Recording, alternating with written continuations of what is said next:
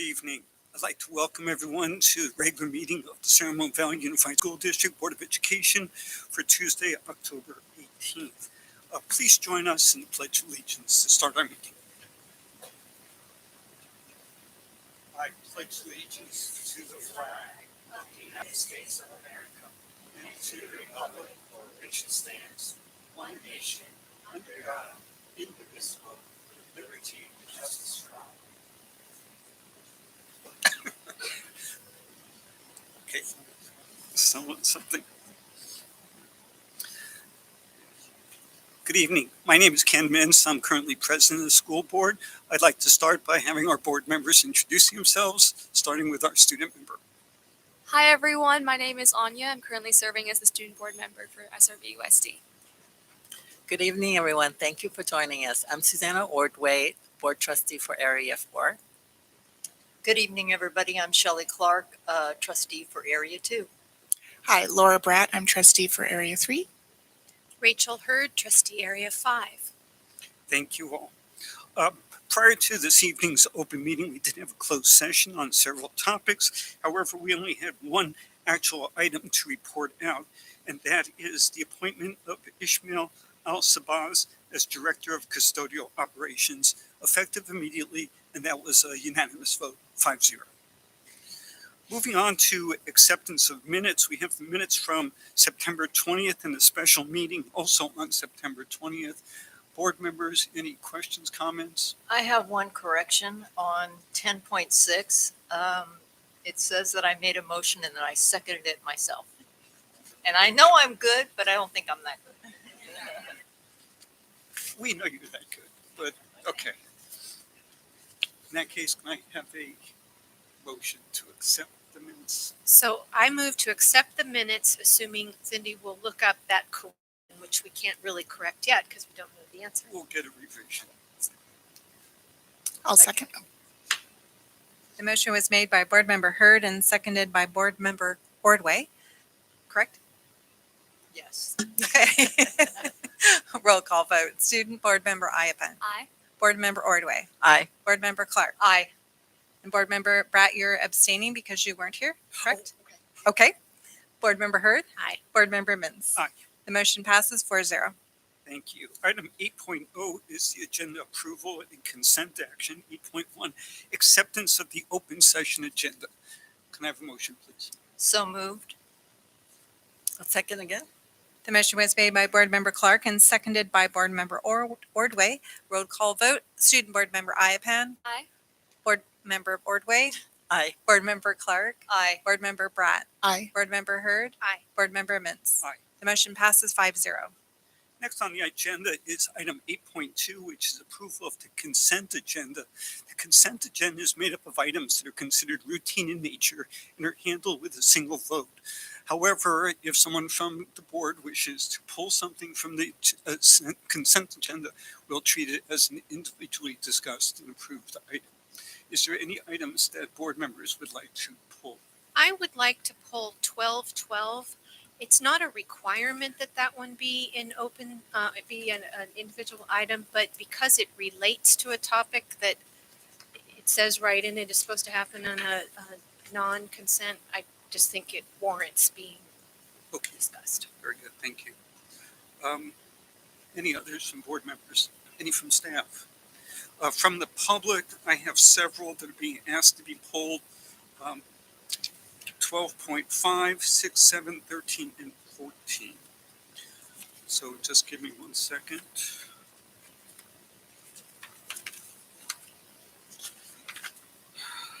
Declaration of public property would now be item 10.6. Consideration and approval of contracts and purchases would be 10.7.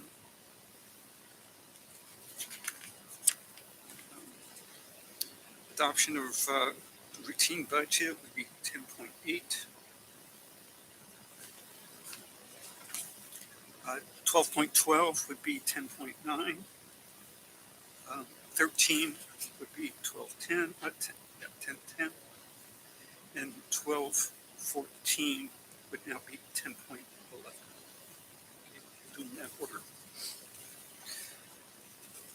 If there are no other questions or comments, can I ask for a motion to approve the consent calendar as revised? So moved. Second. The motion was made by Board Member Clark and seconded by Board Member Hurd. Roll call vote. Student Board Member Iapan. Aye. Board Member Ordway. Aye. Board Member Clark. Aye. Board Member Bratt. Aye. Board Member Hurd. Aye. Board Member Mintz. Aye. The motion passes 5-0. Thank you. Before moving on, one of the consent calendar items, 12.8, had to do with approval appointment of members to serve on the Parcel Tax Oversight Committee. I just want to take one quick moment first to thank the members who have served on that committee for the last couple of years now. We do appreciate all of the time and energy that they've put into providing oversight to the parcel tax that our community has allowed us to utilize in support of our education. Those members who are completing their term include Nancy Chen, Brian Chizicki, Bridget Pelly, Mark Racia, and Valerie Williams. Joining the committee starting next month, I think actually it starts in, I'm not sure exactly what the start date was, but the new members, Brian Kasicki will continue on for another term. Srinivasa Kadakota, Mil Shah, Kelly Washowitz, John Yao, and alternate Nader Rizai. So thank you all for your participation.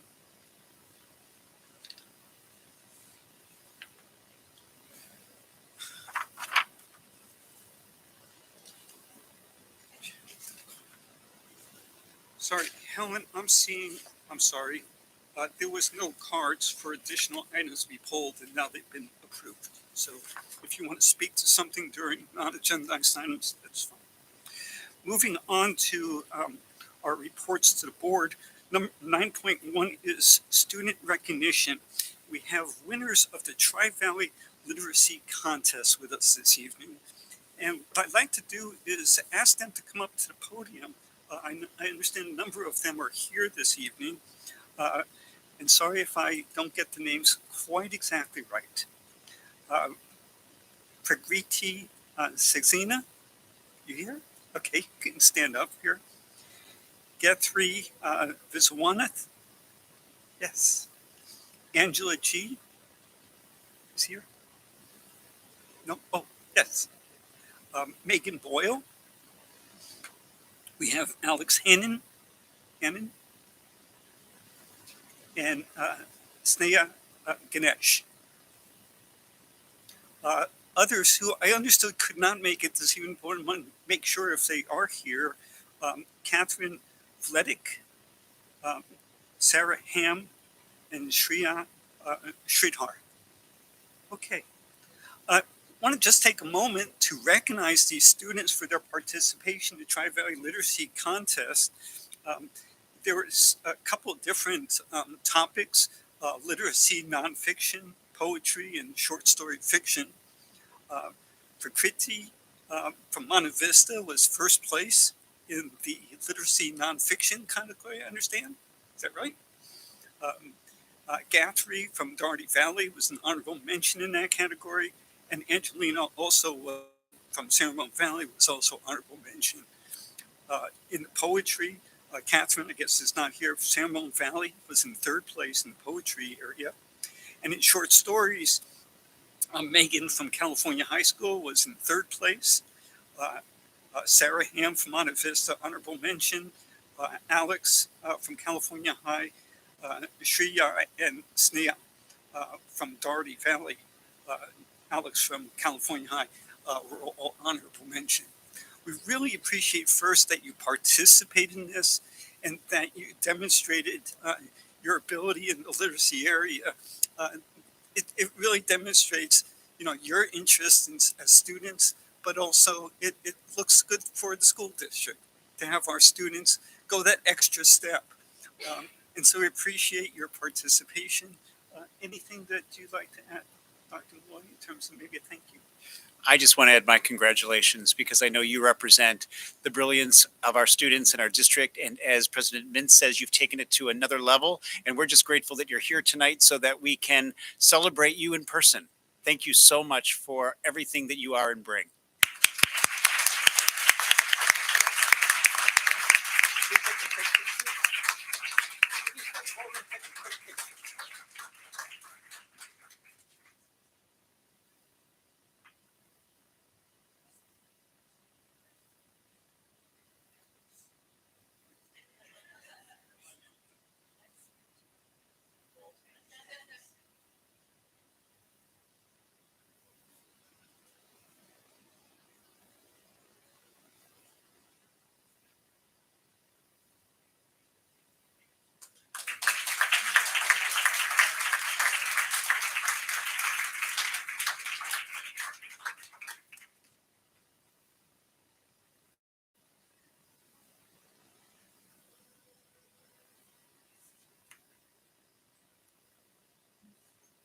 Next on our agenda, 9.2, we've had a number of our schools receive national recognition this year as Blue Ribbon schools. And I know I'm going to steal a little bit of thunder. 4 schools from our district. Across all of California, there were 29 schools, 4 of them from our district. Across the country, I don't recall the exact number, 200 something, 250 or so across the entire country. None of them had 4 schools at one time. Just an amazing feat. And when you look at top of that over time, 23 of our schools have been honored at National Blue Ribbon Schools. It says so much about our staffs and their work and the environment that they have created for our students. So I wanted to take the opportunity right now to recognize, I think we have the principals for our schools with us today. So who would like to, Nadine, why don't you take it from here? Good evening, trustees. So I'm delighted to be here. You shared much of what I was going to share with you, but schools are recognized based on their school's overall academic performance or progress in closing achievement gaps among student subgroups. And these are among the state's highest performing schools based on all student scores, subgroup student scores, and graduation rates. So this award affirms just what you said, the hard work of educators, families, and the communities in creating safe and welcoming schools and mastering challenging and engaging content.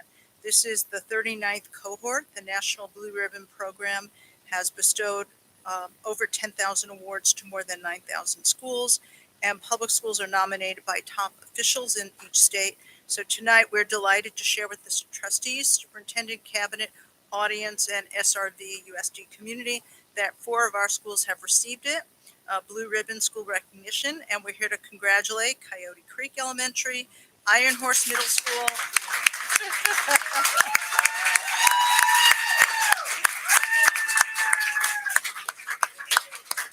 Iron Horse Middle School, Gale Ranch Middle School, and Windermere Ranch Middle School. So I don't know how you want them all up or one at a time, but we will be heading to Washington, D.C. the first week of November to get the recognition duly deserving of these 4 schools. So it's exciting to have them. So principals, we have Dave Bolin, retired principal for Windermere, and the current principal, Jenny Torres, Marisa Norris, and Demetrius, who was principal at Iron Horse, and Bill Albert from Coyote. And their fan clubs are here as well. So,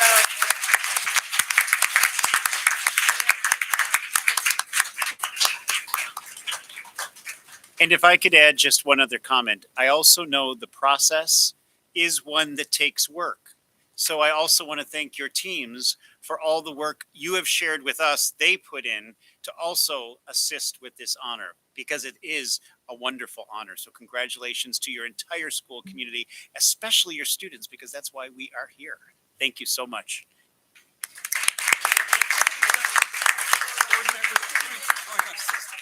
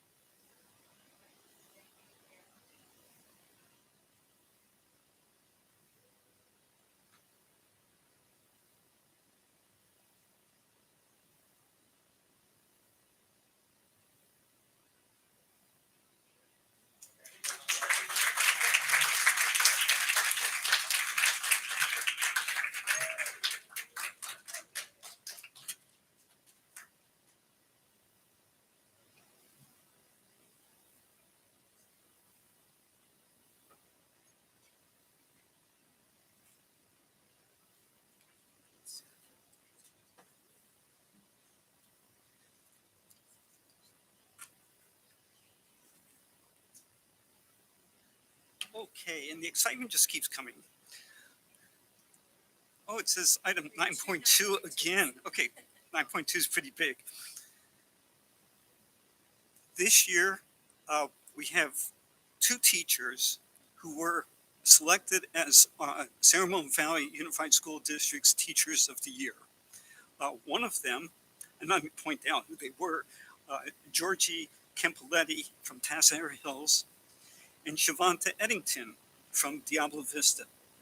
Well, this year, Shavonta went on to become one of the county finalists of the Teacher of the Year program across Contra Costa County.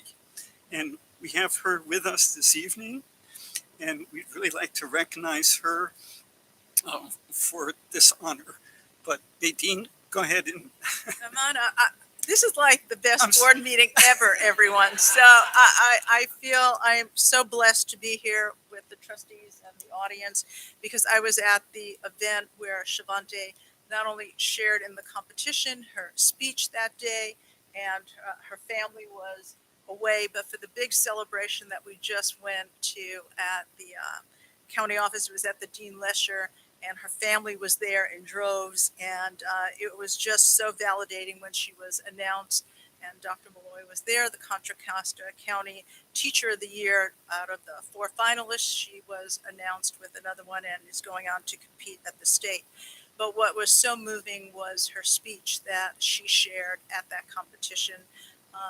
People there were very moved by it, and so we asked Shavonta to come and be recognized by all of you. And I really want to recognize Becky Ingram, her principal, who has been there every step of the way to support Shavonta, the students at Diablo Vista in the music program. So behind every wonderful teacher is a great administrator and leader. So I want to make sure come on, they don't want to hear me.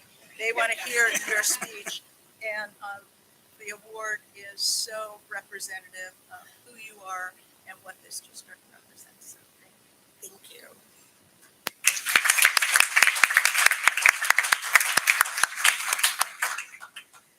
So as a part of the final process, we were to write a speech where the prompt was what my students have taught me. As the demographics in our communities across the county and state continue to evolve, so must the procedures and policies that drive the way our students experience their education. All too frequently, student success is measured against cold numerical values reported through test scores, zip codes, and colorful indicators displayed on state education department websites. If these are the only measures by which we give our students merit, I should not be standing before you today. This African-American inner-city student with an SAT score below 1,000, raised by a single mother, checks a number of boxes that marginalized me into a category where my future was deemed questionable.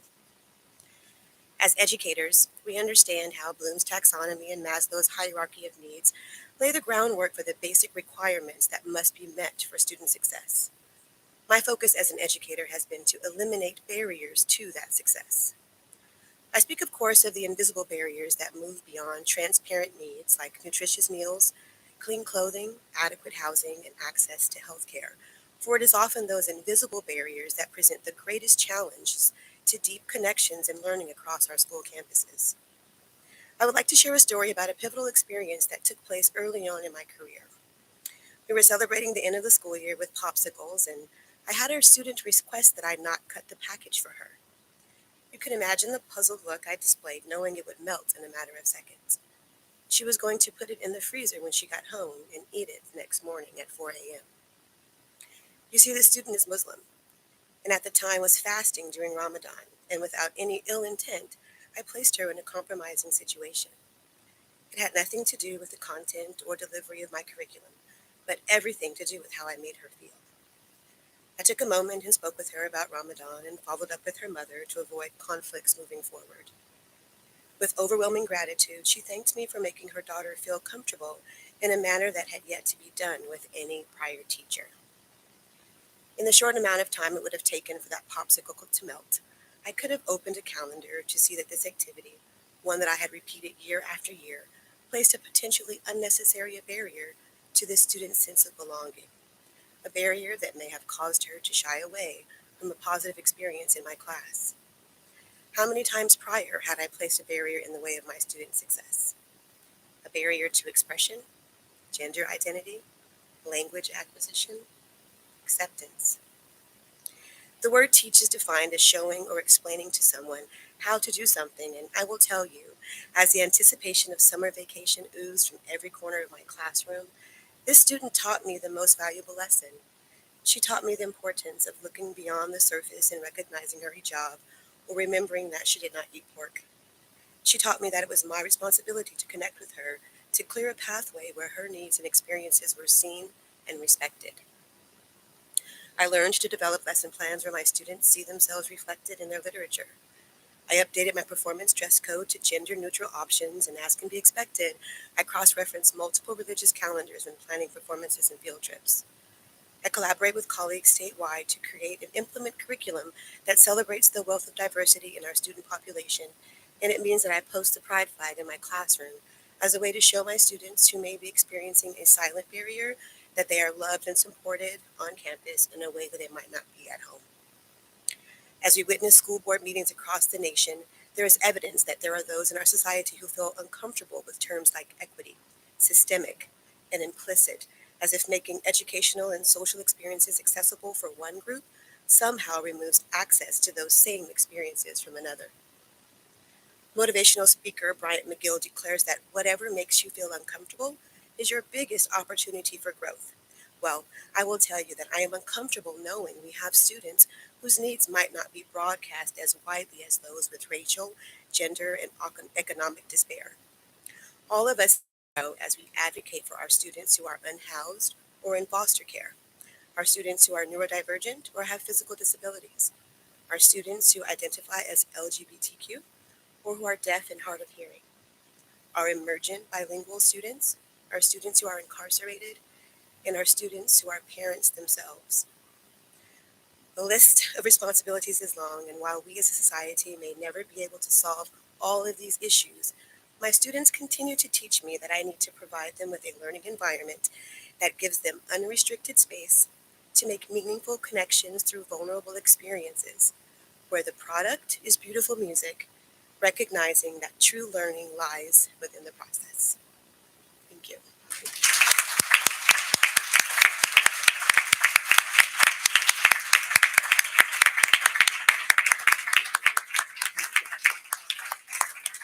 Board members, one more time.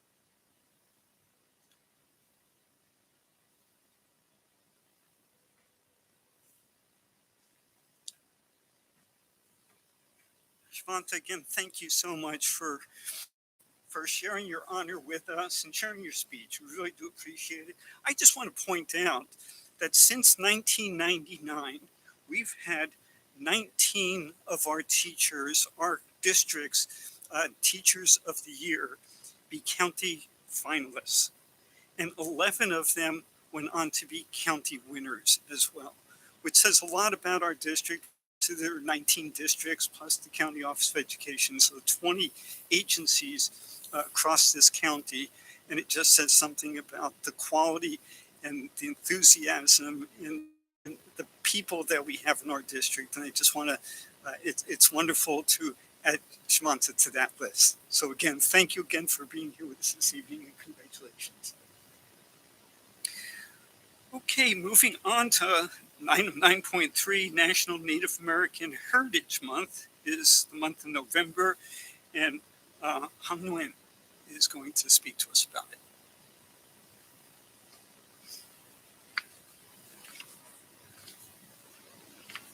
Good evening, board members, superintendent, assistant superintendents, staff, students, and community. November is National Native American Heritage Month. We acknowledge that SRVUSD sits on the traditional lands of the Chochenyo, Bay, Miwoks, and Ohlone people and pay respects to elders, both past and present. We recognize that every member of the SRVUSD community has and continues to benefit from the use and occupation of this land since the institution's foundings in 1964.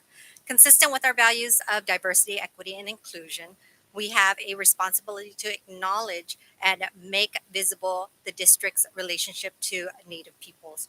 As members of the SRVUSD community, it is vitally important that we not only recognize the first of the lands on which we stand, but also we recognize that the Chochenyo, Bay, Miwok, and Ohlone people are alive and flourishing members of the San Ramon Valley and broader Bay Area communities today.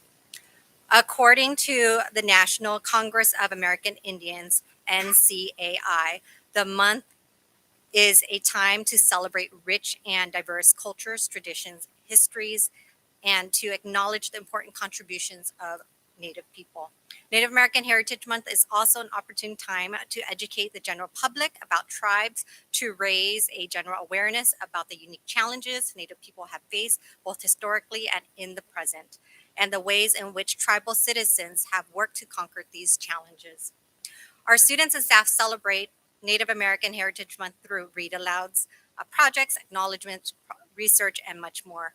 Our goal is to promote learning of Native American people and the history so that we can become more appreciative and aware of the different cultures and traditions of the past, present, and future. Here is a quote from Joy Harjo, an American poet. Humans are vulnerable and rely on the kindness of the earth and the sun. We exist together in a sacred field of meaning. November is National Native American Heritage Month, and we hope that you take the time to learn more about the Native American history and culture. Thank you. Thank you very much, Han. And I'll point out that at the beginning of the school year, the board reviews a number of resolutions recognizing various events and honors events and things during the course of the year. So this was one of those. So again, thank you very much for your report. Board members, any questions or comments? Laura. I just want to mention, I know that a lot of our schools are going to be celebrating this month, and in particular, Coyote Creek is having their third annual Native American Storytelling Showcase on Saturday, November 5th from 9 to 4. So if you're looking for a way to celebrate this great month, stop by. Thanks. Great, thank you for adding that.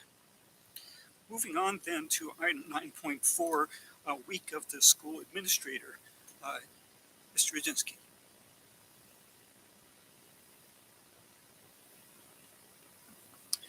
Thank you, President Mintz, and good evening, everyone. I just wanted to take a few minutes this evening to share both with the board and with the community that last week, November 9th through 15th, was Week of the School Administrator. We recognized this earlier this year through approval of a board resolution.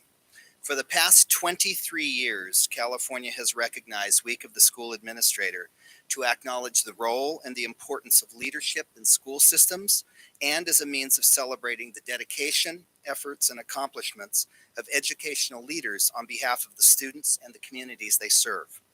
We know that research has consistently shown that quality leadership in schools and school systems is critical to the academic achievement and the enriched learning experiences of students. Our leaders, including assistant principals, supervisors, managers, coordinators, assistant directors, assistant superintendents, and our superintendent, all dedicate themselves on a daily basis to ensuring that each student in our school district receives the very best educational experiences that we can provide.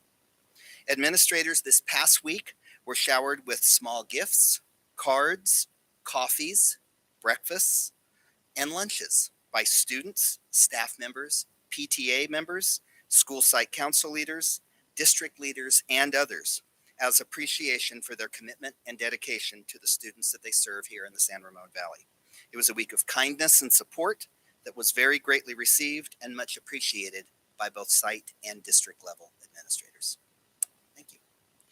Thank you, Keith. I would just like to second that in terms of providing thanks to all of our administrators. If you look back over the last couple of years with the pandemic, the amount of work that goes on behind the scenes to our administrative staff has been just incredible. In support of our teachers, in support of the rest of our classified employees, and particularly in support of our students. And I just want to, on behalf of the board, thank all of you for all of the time and effort put in to make this, as we've always said, one of the best school districts in the state of California. And, a week of recognition seems short, but our thanks go with you for sure. Board members, anything else you'd like to add at this point? No? Okay. Keith, thank you for that. Moving on to item 9.5, celebration of Red Ribbon Week. John Campbell-Piano.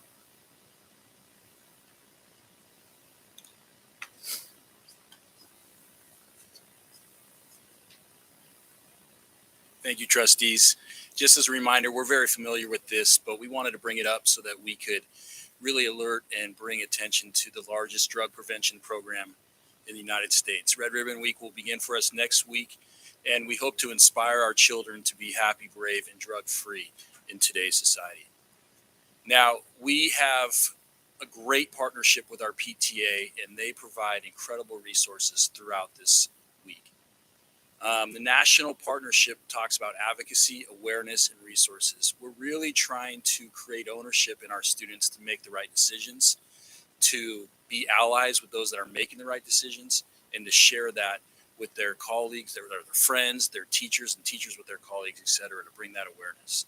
Some of the activities, the red ribbons are provided for our sites. We have a great communications team here that will be providing many social media posts along with our sites, spirit days, contests, projects, poetry, decorations, etc. We have some guest speakers set up that are powerful, that have lived experiences that will share it. And we hope this is a week that will galvanize our students, our community, to realize that we need to live drug-free. And so we're excited about the week, and we just wanted you all to know and our public to know that it's coming up, to give it extra attention. And we look forward to it, and just wanted to see if there's any questions about how we will process this beginning next week. Okay. Board members, any questions, comments? Shelley. So are different sites doing different things, or is it more of a uniform kind of a program where each site is kind of on the same page? And are the different grade levels have different things they're doing, I assume? You read my mind. It's based on age and age appropriate activities. Many of the schools, all the schools will have the social media posts, the red ribbons, the decorations. Our secondary schools are bringing in speakers to share. We also, during our advisory and student support periods, have lessons created. And so it's definitely based on the school, but it's a general district theme that we all are talking about it during this week, practicing lessons, et cetera, for that. Great. Thank you very much, John. I do have a public speaking card from Mr. Country.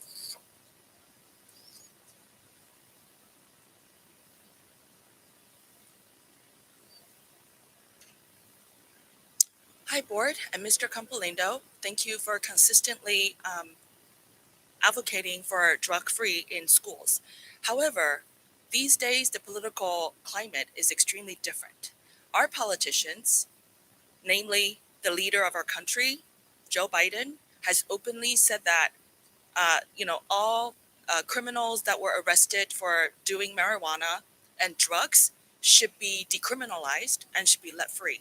Furthermore, even my local government, the city attorney in San Ramon, has actively asking the teen councils that were appointed by the city council members to relax the language of vaping in the city. These days, whenever I have to kick out people who are doing marijuana or vaping in my community pool, I am considered a racist because I'm yellow and those people are not. These are really real life issues. I don't know how you're going to go out there and have another ribbon week and just tie the red ribbons. And I think that's kind of like in the past, fairy tale past. These days, I walk into Target and I find that on the bookshelf, there is a book. I need a different butt. That's the reality of our American society, especially in the city of San Ramon. That was a Target in city of San Ramon. I don't know, how you're going to convince our students that drugs are really detrimental to not only one's health and one's future. When your conscience are being influenced under chemicals, you cannot think like yourself. You have lost the ability. I would like this board to be truly honest when you implement the week of red ribbon. Instead of giving people just some, red ribbons to tie on the trees, talk about the realities. When personal decisions are up against powerful political policies and authority intimidations, what are the students supposed to do? Teach by role modeling and real life practice. Thank you.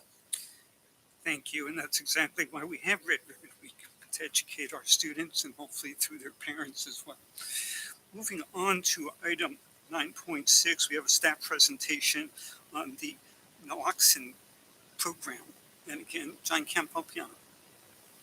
And I pronounced that wrong, I believe, but you can fix it. Thank you. And the transition from Red Ribbon Week, which we started with intentionally because we do believe education, we do believe prevention is the key for our students in our community.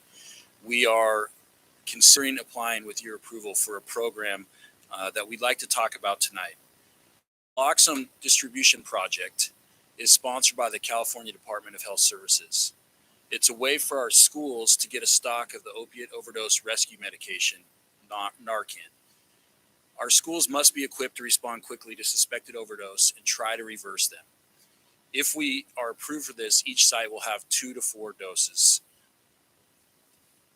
Now, some of the facts behind this, and we've partnered with our PTA, we've partnered with April Rivera, we've partnered in our health classes to really acknowledge what is happening in our community, in our country. In 2020, the age-adjusted rate of drug overdose deaths increased 31% in 1 year. Young people aged 15 to 24 are experiencing the greatest percentage of increase in deaths.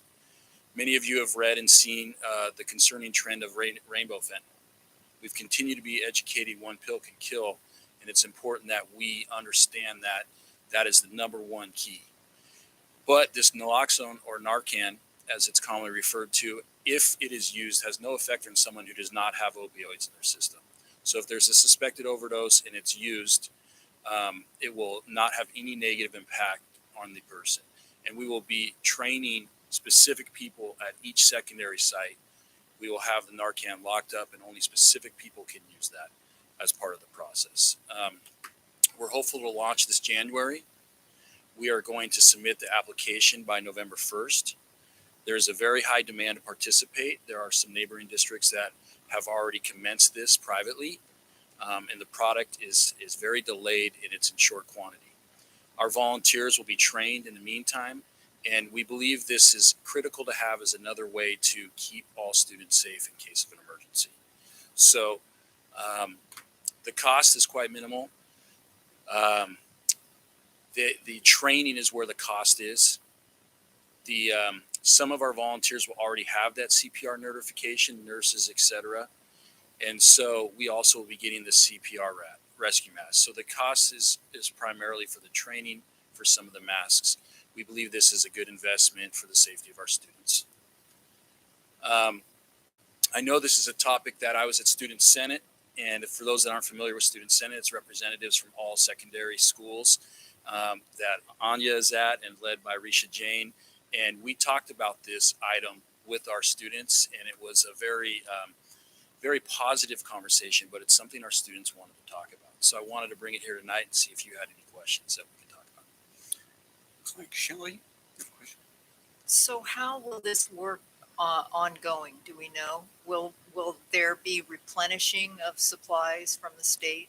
And is there a cost to us?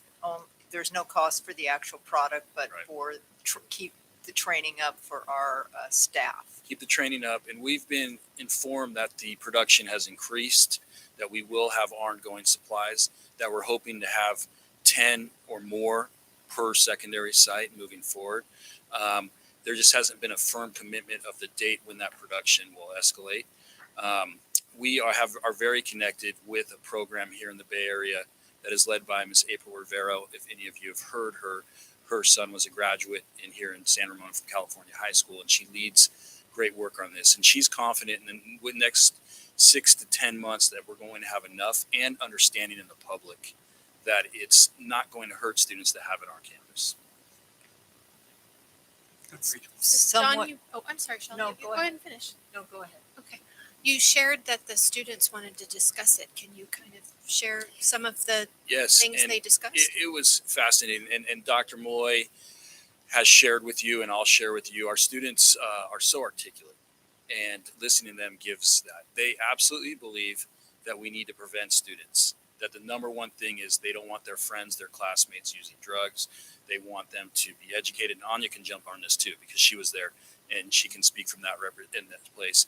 And that from all the things we do, education, supervision, making sure places are safe. But I think it was pretty universal that they would want to have this available to save. And one of the criteria that a young man brought up, and I won't use his name, he's a senior in our district.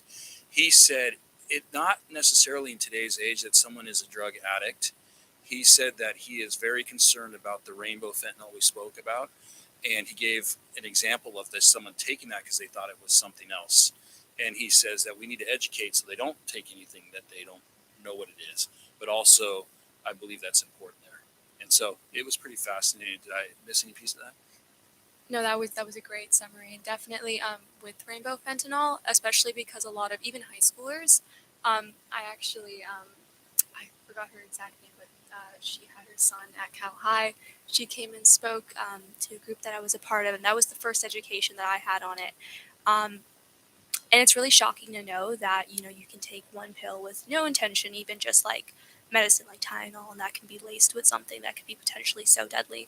And it was universal, or kind of like at the Student Senate, that schools should be taking measures to prevent incidents that could lead to death, right? Even though our main goal is to keep students off of drugs entirely. That's what Red Ribbon Week is for. In the worst case scenario, there has to be some measures taken. Thank you. And to add to that, Lisa Gross in the PTA last year, Lisa's here, so we'll try to point her out. We hosted a night in this room that was packed, where we had law enforcement. We had Miss April Rivero, who shared her family story. We had the district attorney. We had many people here, and it was eye-opening to see our participants. And I think that ongoing education beyond just the children, for all of the adults, because things have changed. And so we're hopeful to do more information. And obviously, if this goes through, we will communicate to those secondary schools our plan with this. And we haven't figured that piece out yet. Yeah, I have a question. This is at our secondary schools, the Narcan section. Excuse me? Just on, so the goal is for Yeah. 2, right, per site. Mhm. Is this for only secondary schools? Right. Right now it's secondary. And all right, Miss Alana Samuels, thank you for all schools. Yeah, and my question is because I've seen pictures of the rainbow fentanyl. They look like Skittles. They look like candy. So I'm thinking maybe our elementary school sites. I mean, just as a precaution, right? And thank you, Ms. Samuels, our Director of Communications. Thank you for clarifying that. That was something interesting in our Student Senate discussion that Anya could talk about, was the age, kind of like our red ribbon, how we do and talk and communicate and educate without scaring people. So that was interesting. Additionally, currently, as we know, law enforcement has this available for them. We have SROs at our schools. So we just believe that to increase the safety, this is the right way to go. Other questions? Other questions? members. I just have one other comment, and that is, this is so important. My son lost his best friend who was an alumni at San Ramon Valley High School because he took something that he didn't know had fentanyl in it. So if we can have something that within our hands to be able to prevent a death like that, that's really valuable. So thank you for this work. I appreciate it. John, the only question that I have has to do with actually administering Narcan. Since it would be to potentially under 18 youth, is there any liability on the school district's part in terms of getting approval to be able to do that? Clearly, it's life-saving. However, there's also rules in terms of, even providing first aid to youth without parents' Right. support, for instance. I don't know if Ms. Samuels, you have more information on that, but I will say personally, when I have been with law enforcement where I've seen this, it was very quickly administered in a nasal type of spray. Right. And it was a pretty simple process, and it was a heroic process to see this young student come back alive. But I don't know that detail. Maybe Ms. Samuels does. Thanks, John. Great question. The business office has been working with the insurance company to ensure that all those I's are dotted and T's are crossed. And additionally, there's a Good Samaritan law, which does protect individuals from when they perform that task. One of the requirements that I know is already a piece of this from the insurance company is that part of that training, which will include CPR training, will be a training through the Keenan schools program that they have on how to administer Narcan for the staff members who voluntarily want to be a part of this program to support the school. And the only thing I can add from public health meetings is just to clarify or to emphasize, if someone needs this, it's life-saving. If somebody, for whatever reason, doesn't, it's not harmful. Therefore, that lessens, even though we do have the Good Samaritan piece, any kind of issue it relates to our liability. And information I got from a first aid training class may have been incorrect, but that Good Samaritan laws didn't protect Good Samaritans for administering first aid to youth without their parental or guardian approval. So even in cases where it's even life-threatening, there is some question legally about that. It may be that we cover it in other ways in terms of, parental support or approval, at the beginning of the school year. I just want to make sure that we are covered.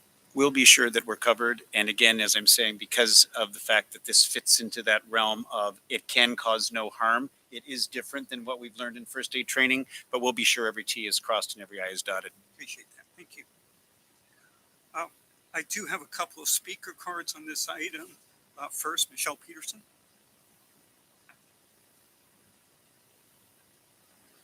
Thank you. My name is Michelle Peterson. I have a son in an elementary school in our district. But before I was a mom, I was a paramedic firefighter.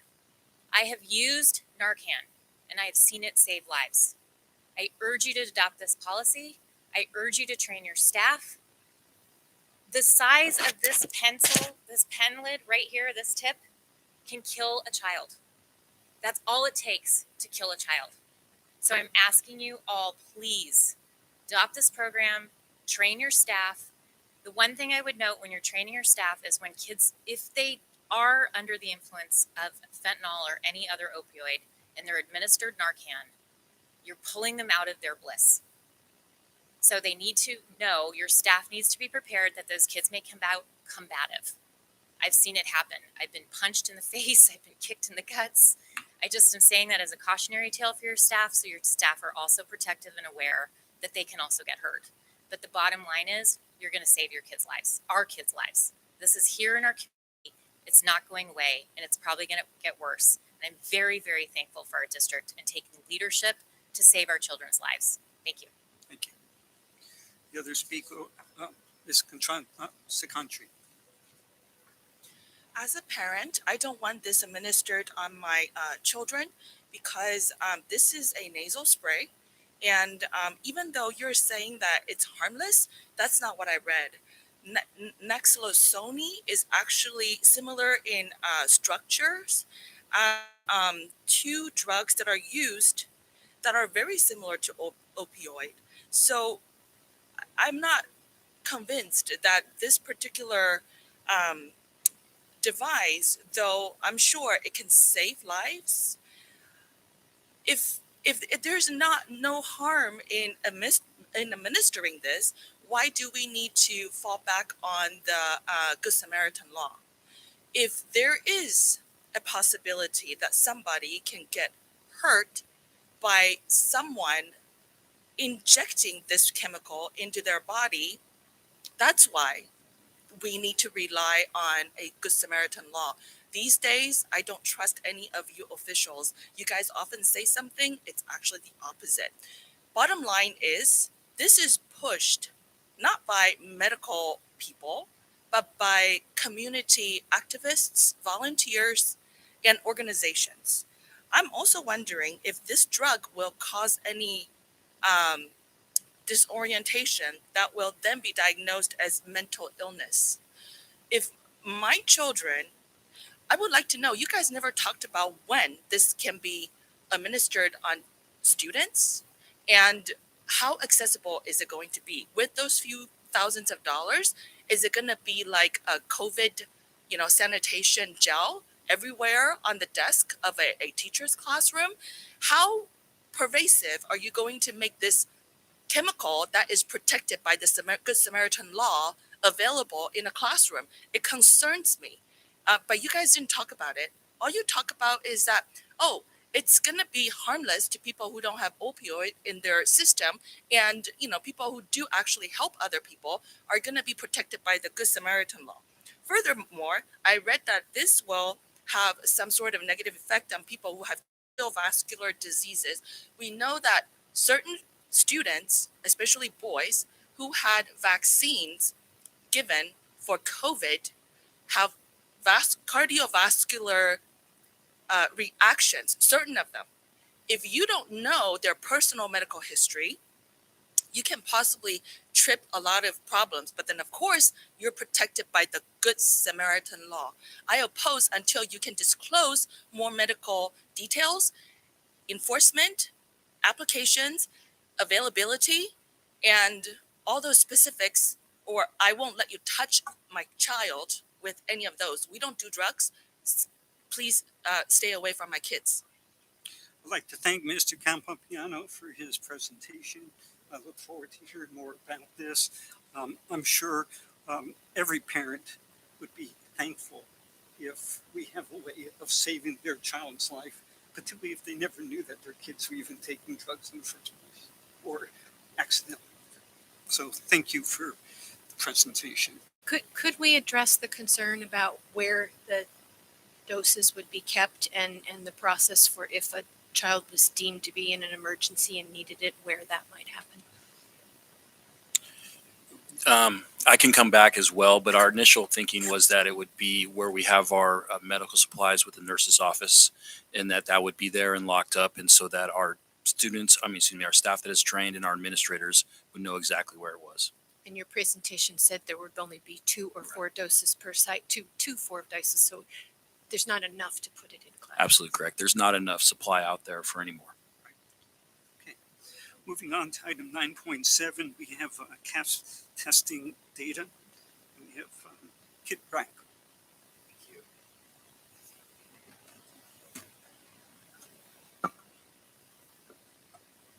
Well, good evening. Thank you. I'm Kip Bragg, Director of Assessment, Research, and Evaluation. I thank you for your time tonight. It's an honor to present to the board. I'm going to offer you an overarching summary of our CAASPP data from the spring of 2022. Probably a term you're familiar with. The CAASPP is the California Assessment of Student Performance and Progress, and traditionally it is administered yearly in the spring at all schools. Grades typically 3 through 8, and in high school grade 11. It is comprised of a language arts, English language arts test that the students take, and also math test that the students take. There is an alternative test for each subject area for students with disabilities. And then there's a science test that was developed in 2014, 2015, around that time frame when the NGSS science standards were being adopted in California. They updated this science test to reflect those new standards. Here in San Ramon Valley Unified School District, and certainly in most districts, CAASPP broadly informs our students' progress relative to grade level standards. We can analyze both individual student progress, we can analyze grade level bands, teaching teams can use it to inform class performance, and certainly we can use it to analyze overarching data sets of subgroups, et cetera, within our student population. For that reason, it gives us opportunities to discover ways to enrich and extend for our students that are performing above grade level, and certainly it gives us opportunities to analyze where best to provide intervention for students that might be struggling to meet grade level standards in a particular area or subset of areas. It gives us feedback about the efficacy of our teaching practice and about our instructional programs. And it is a set data point when we go to reclassify English language learners, students that are receiving EL services in our schools.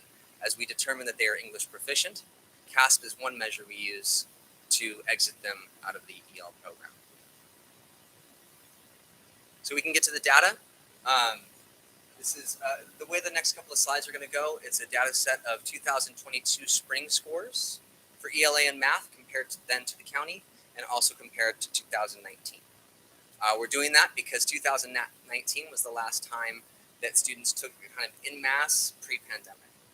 And since then, now we have a new baseline from spring of 2022, and our kids were back in school last year.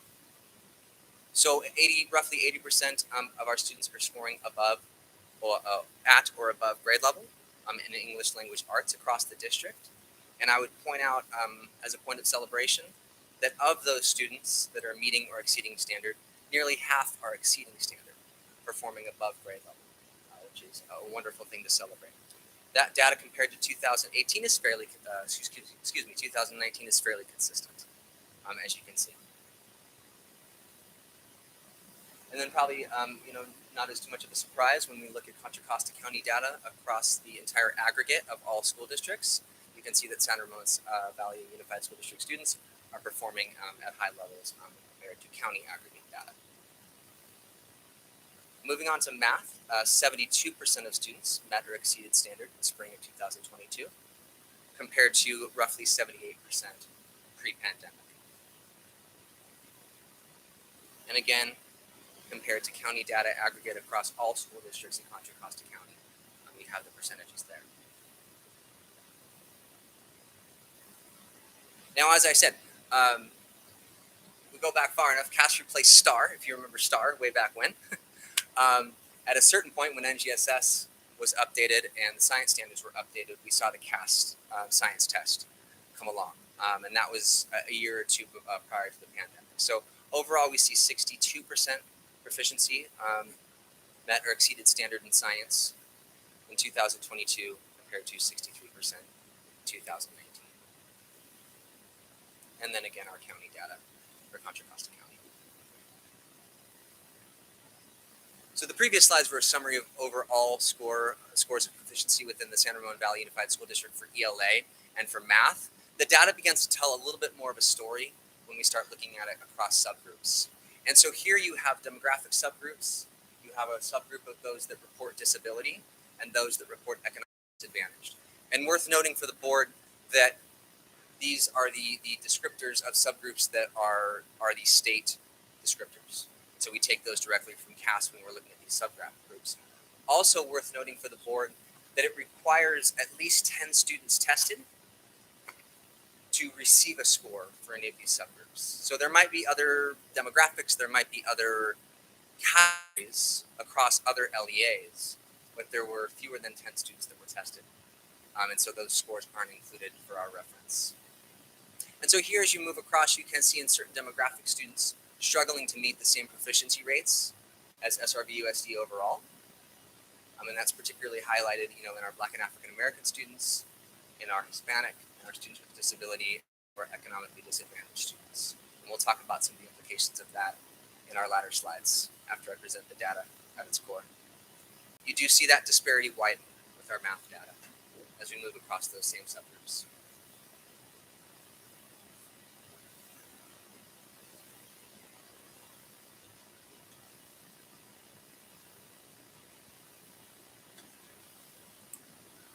And then the last set of data relative to CAASPP that I have to present tonight before getting to some of the summary slides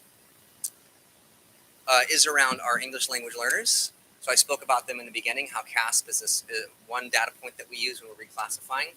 Our students come into the district, they speak a language other than English. They're not proficient in English, and so we assess them relative to their ability to understand in English and make progress academically in English. And we provide services until those students are proficient in English. Those students fall into the category of English learner. As they move through our EL services and that language barrier improves and they become more proficient in English and they're no longer limited in their access to content and skills because of that language barrier, they get to a point through the LPAC assessment where they're considered RFEP, reclassified fluent English proficient. State decides they're no longer in a position where their language is really hindering them from understanding the core content in the classroom. Why this slide is interesting is obviously when they're receiving EL services and they aren't proficient, they're not going to show high levels of proficiency in CAASPP. However, as they move through those services and are reclassified fluent English, you can see the RFEP ELA scores and the RFEP math. Those are the students that have tested out of EL services are performing at a very high level, and certainly commensurate with their peers. So, summary of some of what we've seen this evening. Overall, SRVUSD students continue to achieve at high levels, especially compared to aggregate county data across all LEAs in Contra Costa County. We did see a 2% dip in English language arts pre-pandemic versus coming back to in-person learning last spring. I don't think that surprised a lot of us as educators. We knew that there was pandemic learning loss given the circumstances. Greater disparity there and a greater drop, 5.5% in math. And obviously something we're paying very close attention to. When we looked at those subgroup data bands, we see that underserved populations by demographic status, disability, socioeconomic status demonstrate lower levels of proficiency on CAASPP. However, our English learners, as they navigate through EL services and improve their access through the English language, are showing tremendously great gains, and they're reclassified on the CAASPP. As you're probably aware from last year, the FastBridge assessment was administered. It was both administered in the absence of CAASPP data. And so that will be, again, it has been in the fall administered this year and will be again administered twice in winter and spring. And that gives us screening data relative to which students might be struggling. And it's a way of you can't predict, but it's a way of having some information about how students may or may not perform on CAASPP. And so for our intervention that's happening through our liaisons, through the direct intervention that's happening with classroom teachers at all of our sites, FastBridge is a much more readily available form of data for them to analyze which students need intervention right away. So we take CAASPP in combination with FastBridge. As I mentioned previously, knowing that there was learning loss due to the pandemic, there are a number of steps that you're all aware of that have been taken in the district relative to what we're seeing in some of that data. Liaisons, obviously partnering with classroom teachers to deliver instruction and intervention, and certainly there to support classroom teachers and students of underserved populations so that they can make academic gains. All students have support time built into their schedules, where outside of their regular content core classes, they can get specific intervention in the area of math or ELA, reading, for example. And that's built into every schedule at each site.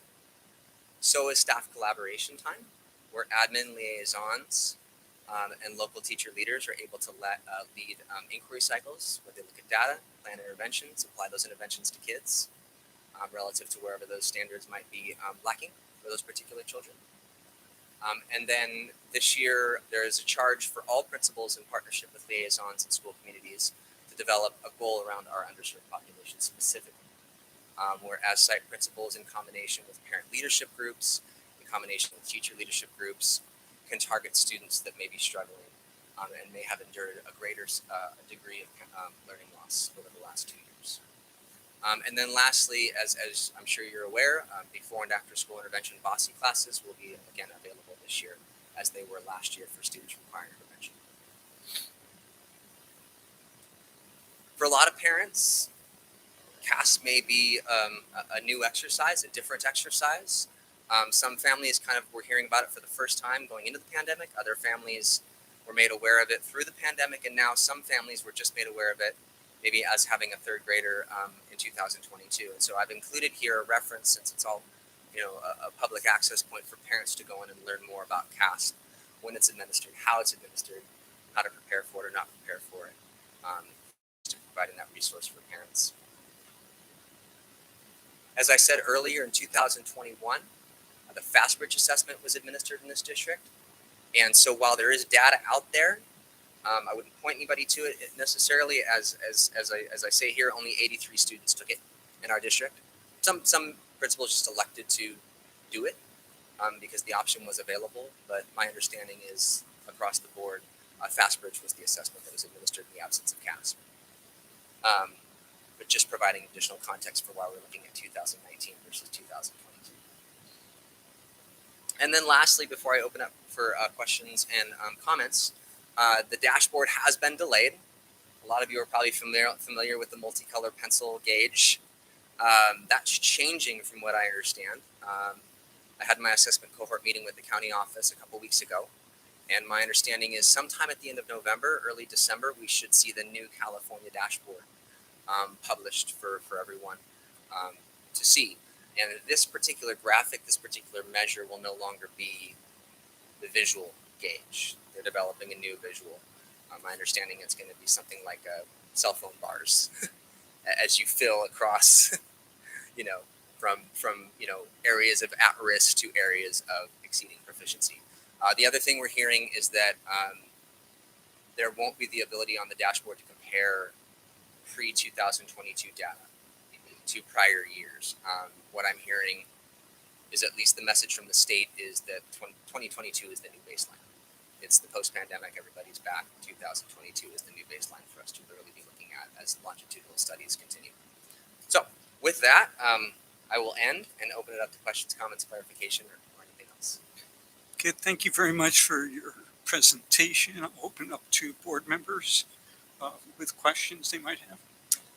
Yeah, how are we doing, especially at the secondary level in high school, about having the maximum number of students take the CAASPP? That is an important There's question. a lot of in the past, there's been issues around. At one point, California was using it to assess students for the state colleges, and that was an issue. And then was it on the transcript or wasn't? And I think it kind of made a lot of parents go, "Oh, well, I don't even want my kid to take that." Right. To your point, yes, it was removed from the transcript. It's not necessarily a process by which colleges use, that data point for admissions. But the participation rate is real. Just like anything, participation rates do impact outcomes. And the more people that participate, the more likely you're going to see a more favorable outcome in the overall aggregate scores. And so for that alone is a reason, for families to, participate. My understanding is that participation rates have always been 95%. But what I'm understanding, something that's new this year, is that for any amount of, not specific students, but counts of students that don't get to 95%. However, if you had 89% participation rate and you need 36 more kids to get to 95%, 36 level 1 scores will be assigned to that LEA to make up the difference. So not only it'll impact the overall score, because now the absence of the data is being replaced by negative data, basically, so to speak. Kit, can you also confirm school-based impact again? I know that the district impact is important, but the school-based impact to participation rate. So we may have 95% across the district. Correct. But what impact does it have when a particular school may have less participation? Sure. Statistically? If there's any impact. As far as the overall achievement assignment of level 1 scores, that'll only happen on a full district aggregate level. Is that what you're asking? So basically there's discussion around when certain schools might decide culturally that they're not going to participate. The challenge, I'm just trying to be sure we're clear. Okay, so I know the answer, but a school, I'll just answer it. Thank you. The school, Appreciate that. certain schools have lower participation rates. Those lower participation rates wouldn't necessarily hurt the school, even though they don't have the data that would come for those students. But what Kit is saying is that, again, when we talk about our district data, that participation, should we fall below 95%, harms the district. So in essence, if we are all concerned about CAASPP data, we have to have participation. So when we do have any challenges with participation, we do work locally to assist that. But I'm just sharing that with the board as explicitly as I can, because it is believed that it won't harm our girl if I don't participate. Fair enough. But it does harm our district. And our district data is regarded by post-secondary institutions and such, which is why that district data is so significant. So I'm just making the connection between school and district, because people who are not worried about their school have a certain accuracy to that, but there's still a negative impact when we look at it from the district level. I just want to be sure that that's clear. Okay. Thank you. Sorry about that, Kit. As a follow-on to Shelley's question, though, can you elaborate on why it is good for students to take the test in 11th grade, about how is it EAP? And that determines if you can test out of English and all those things for Cal State. I mean, it's not a negative thing. It's a beneficial thing. There's multiple benefits. There's the one you just described relative to college. It is an adaptive test. Adaptive tests are not going away. I mean, if, like I joked about, if this were 1999 and we were talking about STAR and we were just bubbling scantrons, that'd be a hard argument to make. The test does include performance tasks where the kids have to think critically, they have to reason, they have to combine skills and concepts, a broad data set, for example, and arrive at answers that are complex. So there's synthesis that has to go into their answers when they're taking the CAASPP. And the rigor increases and decreases depending on how the child is performing on the test as they're moving from question to question. So in an exercise of navigating higher education, the test itself is good prep in having to navigate those situations, whether that be an adaptive test or a professor who's looking for a higher degree of critical thinking in your writing. It puts the students in a position of having to respond, think critically, synthesize, analyze data, skills, concepts across different platforms. Thank you. Yeah. Other questions? Laura? With the data, are you able to look at individual school sites, or is it just purely districts? So then I'm assuming that there are some school sites that didn't have as much learning loss and some that had more. So with the school sites, so looking at that data, are we looking into the school sites that had less of a change, what they're doing that helped that outcome, and then also looking at the schools that had a greater disparity and pushing a few more resources in those spaces so that they are able to kind of lift up a little bit quicker? Yeah, some of it is test taking and exposure to test taking. There are the interim assessments, there's practice tests. Some of our schools spend time in those areas, exposing the children to how to navigate test questions and how to navigate CAASPP overall. There's a correlation, certainly, for students that practice on that platform and then go on to the actual test and do well. Some of it's instructional practice relative to, what areas might need to be built up across a grade level, for example. Are they struggling with math facts in third grade? If those kids don't know their math facts with automaticity, are they going to do well when it comes time for long division? Are they going to do well when it comes time to solving mixed fractions that need to be multiplied and divided? So there's that kind of data we can look at it. We did hear that at first we heard the claim data wasn't going to be included in CAASPP, and now we know that it is. So a school can go in and they can look at their math score, for example, and then they can look at students' ability to think critically and reason in mathematics, students' ability to demonstrate basic skills in mathematics, the fluency part that I talked about, and their ability to, for example, synthesize information. You can see that some, within that school, they might be really good at reasoning. Kids can demonstrate beautiful diagrams to explain their thinking. But if you just put long division in front of them, they might struggle with the algorithm. right? And so there's ways for principals to use that data to target specific skills across grade levels or across grade level bands and groups of students that they have a big return on scores, so to speak, where they make a tremendous difference in students doing well on CAASPP. Good. And then I think we're all a little concerned about the math disparity, right? My concern is that it's a little bit systemic, and so I guess I would just ask for you to explain what the district is doing in terms of kind of shifting the support, and specifically with the disparity within demographics. But I think district wide, when we see that 5.5% learning loss, and just as parents, we experience some of that as well in the pathways and various things. And so what is the district doing specifically with math? And before Kit answers that question, I just want to frame one piece. Christine Huardo and Deb Pettish aren't here this evening, which is why we moved the deep learning report to November.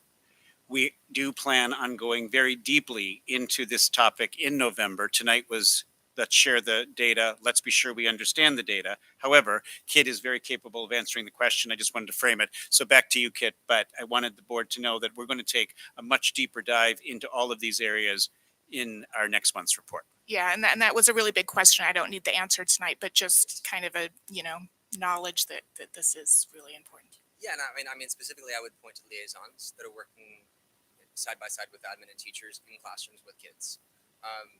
The closer we are to kids, and the closer the adults are to the kids, having the impact, analyzing what skill is lacking, and then doing something very explicit and direct relative to that skill to scaffold the loss, that makes a tremendous a difference. So having joined the district in July and seeing the investment in providing those liaisons to schools, to partner with admin, with teachers, to analyze FastBridge data, to look at aggregate CAASPP data and make instructional decisions.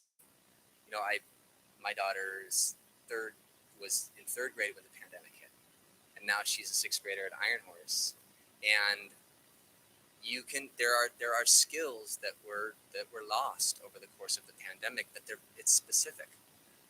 It's not an overarching understanding. It's not an overarching cognitive ability. It's just simply things that were lost or missed that need to be remediated. Liaisons, teachers directly working together with the kids in the classroom makes a tremendous impact. No. Okay. I'm really glad that we're also continuing with FastBridge, and I'm just curious, do we report FastBridge results to parents? I don't know. Where are we with that, Dr. Boy? And I am going to say that unless I get a text from our two colleagues who are watching from where they are, we will bring that back in November. And it's not a gotcha. It's just I'm I don't curious because universal screening is a big deal, and I think we are ahead of most school districts in doing it. I'm just curious, how far does the communication about it go? Yeah. Fair question. We'll bring it back. Yeah, just one other quick comment. We have a couple of speakers on this as well. First, I want to thank you, Kit, for your presentation, and also for that last response in terms of the actions that the district has already taken. Earlier today, I read an article in EdSource that identified a number of large school districts across the state specific to the CAASPP test results. And what was interesting, we were one of the ones that they identified. However, they didn't say anything about us. And what was interesting was the kinds of issues that other large, medium and large school districts have been dealing with in terms of learning loss and the CAASPP results. And one thing that would come out of that, I think, is that, yes, there's a lot to celebrate with the level of meeting and exceeding results that we receive as a district. But I think the other thing that came out of this for me was the actions that we are already taking based upon the results that we are seeing. Because even if we're seeing in the high 70s, that means we have 25-30% of our kids who aren't meeting that standard, and that we continue to need to provide intervention and additional support for. And so getting on top of it, actually using the data, makes it that much more important that we're getting this data as well as the FastBridge data. So I think it's an excellent direction that we're going, and it does stand up well against other school districts and other practices across the state. And I think that's something we should be looking at as well. Not to say that everything's perfect, it's not. But at the same time, the way that our district is stepping in to use the data properly is going to benefit us now and going forward. And last comment on that is I appreciate that you were comparing us to 2019, even if 2022 is being looked at as the baseline for the state, because what that does is it does give us an additional baseline to compare our results. It doesn't say we're starting from scratch with this year and having to go forward before we can do anything. So thank you for all of that. Okay, excuse me, can I have one more Yeah, question? go One ahead. more question. And this question may be actually for next time. But I did go in and look at the different schools, just like Laura mentioned, right? And some school did, a few schools did a little better than others. And I know that we'll be looking at how those schools might support or, help the other schools.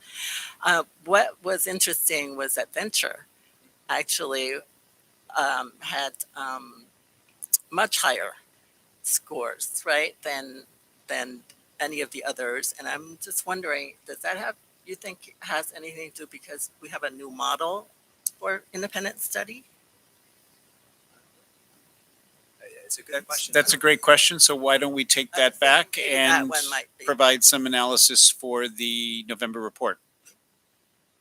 Thank you, but thank you very much for your. But as I mentioned, we have a couple of speakers on this issue. First, Matt Hoffman.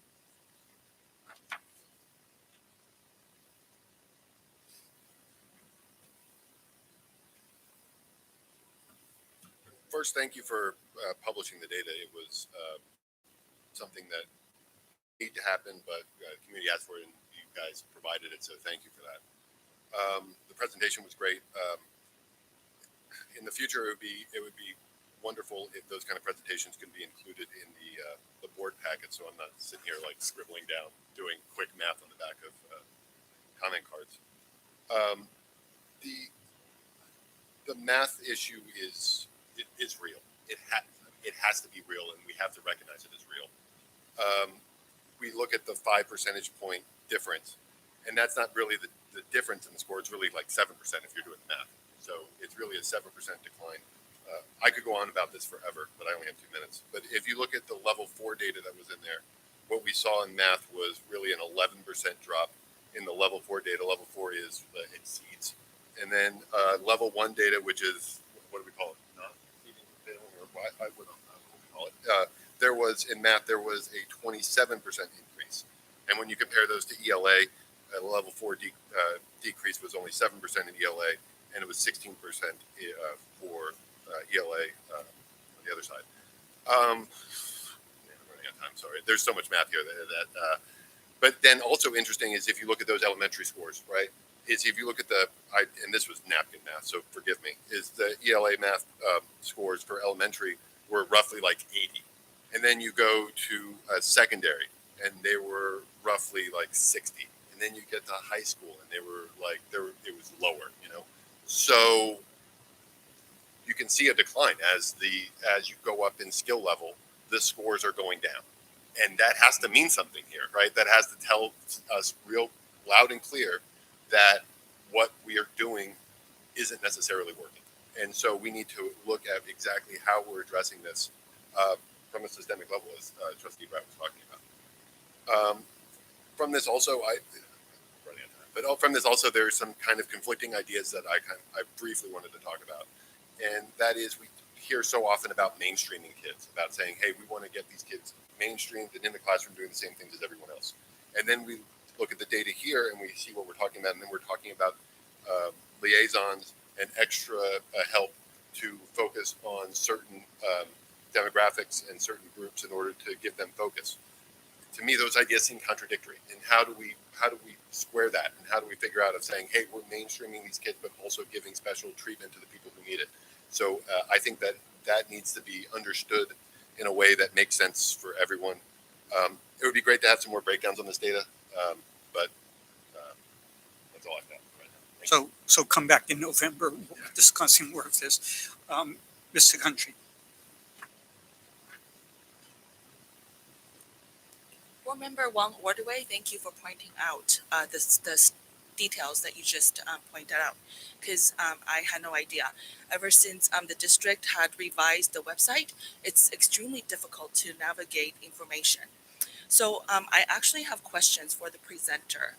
I noticed also that the drop in math is outside of the deviation percentage. The other subject matters, language arts and science, were you can debate that it's within the deviation. So I'm wondering if the district had actually looked into why, when you have a drop that is really potentially concerning, is it because of teacher credentialing that was a result of vaccine policy? I know a lot of teachers were let go or they resigned because they didn't want to vaccinate. So as you know, a consequence, you guys had to hire other teachers. And many times I read in the packet that you made exceptions for these teachers that may not necessarily have credentials. I went through credentialing program myself. So CAASPP, these kind of tests are the test makers come up with these questions based on California standards. When are teachers taught California standards and how to understand them and how to apply them in the classroom in that 1 year credentialing program? So I believe that this could be a combination of some problematic, mix due to credentialing exemptions as well as technology. On technology, math require step-by-step explanations. Many of these teachers are coming in, they're just trying to grasp everything, trying to learn, and they also have to master technology.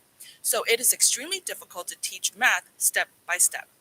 It would be interesting to actually investigate whether the students are not doing as well in algorithm problems or in concept explaining problems. I have a feeling that the ones that they're failing may be the algorithm areas because it's harder to teach those via technology where, like language arts wasn't such a drop. The concept explanation problems probably didn't fare as poorly, I'm assuming, because you could verbally explain that over Zoom or other technology that we had used. Overall, I would like the school district to please own up your responsibility, check into what happened so we can improve. Teachers, once they're hired, it's very difficult to lay them off. There is no penalty. As a parent, I don't blame teachers. I just want some sort of improvement systematically. Thank you. Thanks for your comments. Again, we're looking forward to hearing more about data results at our November meeting.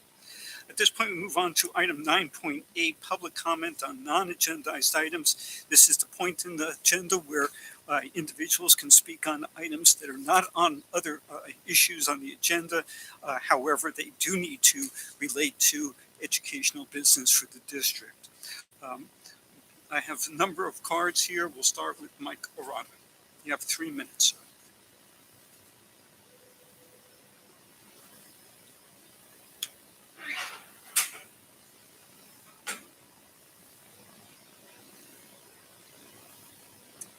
SRVUSD is a Potemkin school district. It projects a false air of smoothly manicured sense and sensibility and a specious claim that parents are its partners. The sordid reality here is what happens behind the scenes, from administrative defamation of students like Nathaniel Yu and the Cal High stunt team, to careless hiring of sex offenders, to turning loose critical race theorists and gender benders in captive audience classrooms, even of kindergartners, to your welcoming of activist outfits, Gender Spectrum, PFLAG, and Serbia CTA radicals as your actual partners in district policy.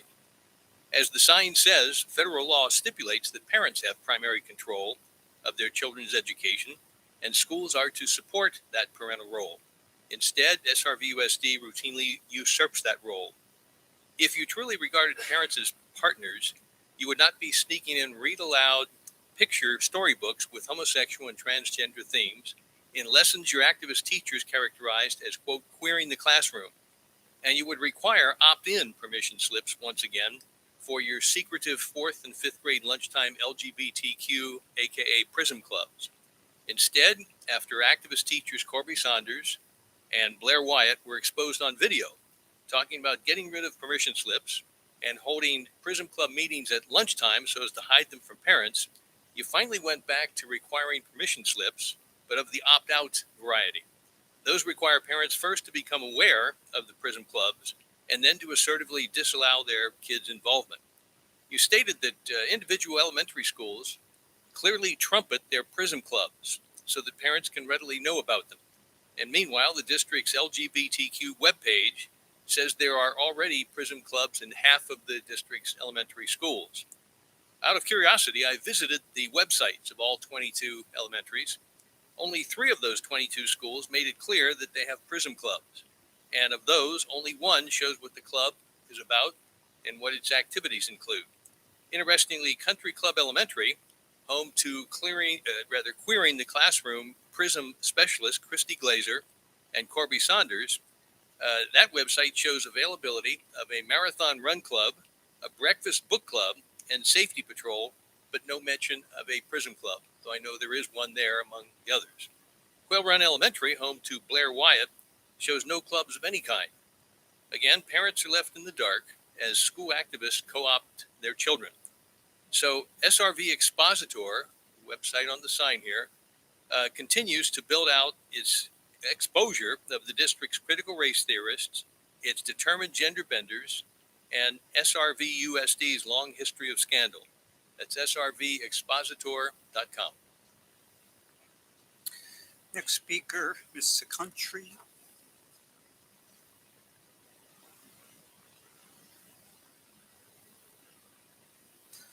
Okay. Moving on to Bob Allen.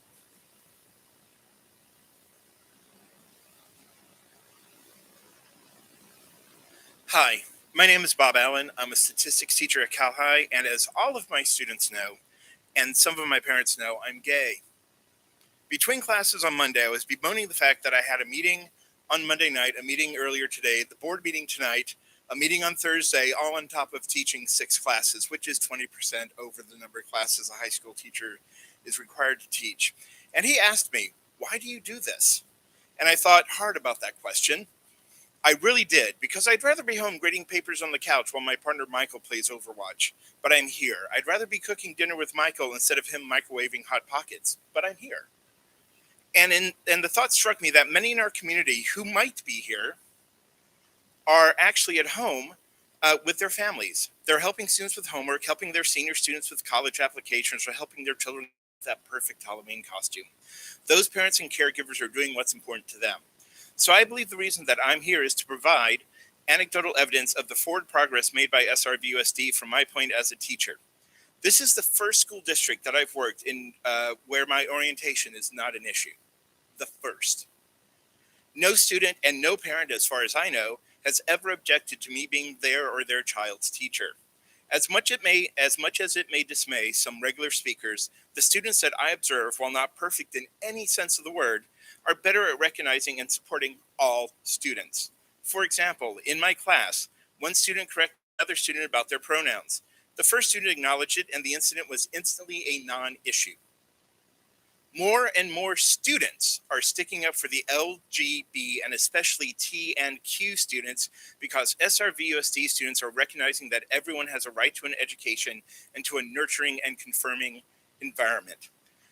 At one of the first meetings in my room as a GSA advisor, students noticed and were excited to see mathematicians of color and queer mathematicians featured in my classroom. Why?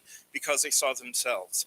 I sat in on a PFLAG meeting, hardly the radicals that some people might argue, yesterday, and listened to parents supporting each other and their children. Is SRVUSD perfect? No, it's not. Any district with 32,000 students will always have a range of disciplines and a range of bad actors. However, and as an aside, one can bring as many signs as they want to these meetings or accuse the districts of being communist as many times as they want at these meetings. And let me be clear, as a teacher of SRVUSD, I will support the right of every citizen to speak before this board. But from where I stand, the majority of parents, caregivers, and especially students who represent the future support students and celebrating students celebrating who those students truly are. Thank you. Thank you. Moving on to item 9.9, Association President's Report. Tammy.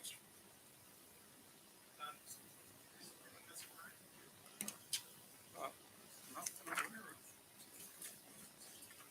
10.3. 11.3. No. Do you want to come up and then you can fill out it? I'm sorry, there was another card here. I'm sorry. Your name, sir? Elkin. Elkin? Yeah. Lee? Yeah. Sorry. Go ahead. My name is Elkin and I am a Jewish student at Monte Vista. I was afraid to speak up tonight because I was afraid of becoming a target of retaliation and more hate crimes from my own peers. I am the one who discovered the Nazi graffiti at Monte Vista yesterday, a swastika with Sieg Heil written next to it. This is just the latest in a long series of events that have occurred in your school district. There was another large swastika in Monte Vista today. I've personally seen swastika graffiti at school more than 20 times in my 2 years at Monte Vista. Recently, I stopped wearing a star around my neck because I heard kids once again saying that the Nazis had done a good service and should have finished the job. I hear kids making jokes about gas chambers all the time. Today, I am afraid to be recognized as Jewish. No longer.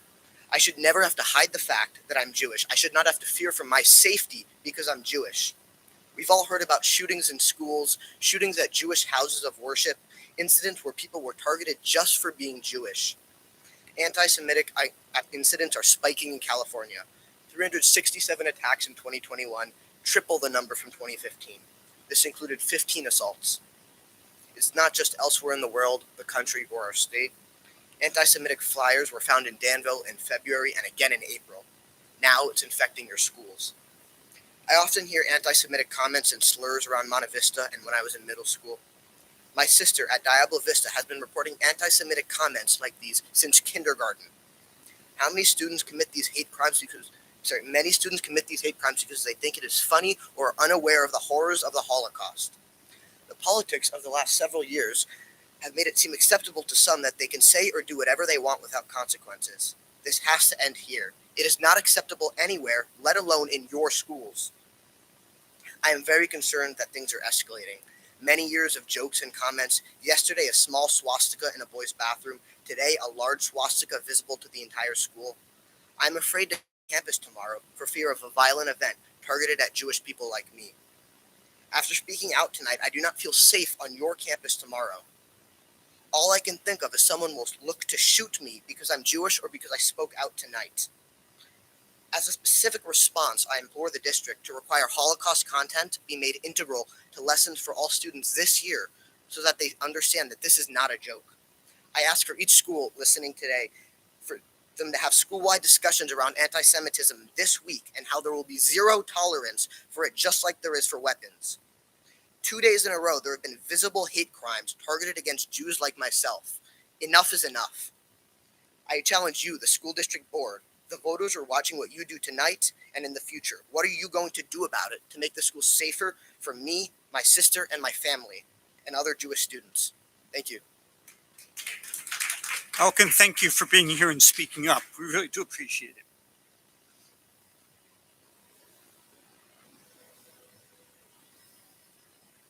Moving on to item 9.9, we have Tammy.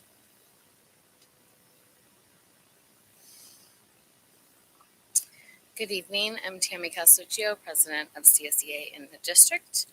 I would like to congratulate all of our students recognized this evening, as well as the 4 Blue Ribbon Schools and Shavante Eddington, Contra Costa County Teacher of the Year.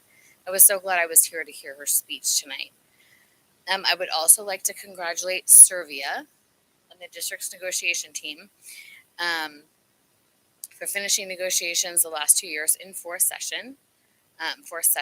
Great job working together collaboratively. We've started negotiations for CSEA last Wednesday. We have 2 more sessions scheduled. One coming up next Tuesday, and another session scheduled for the 28th. We are hopeful that we can finish this next session. In the next session, just discussing contract language. If not for sure, we should be done by the 28th. We had a great first session and are looking forward to continuing working together collaboratively.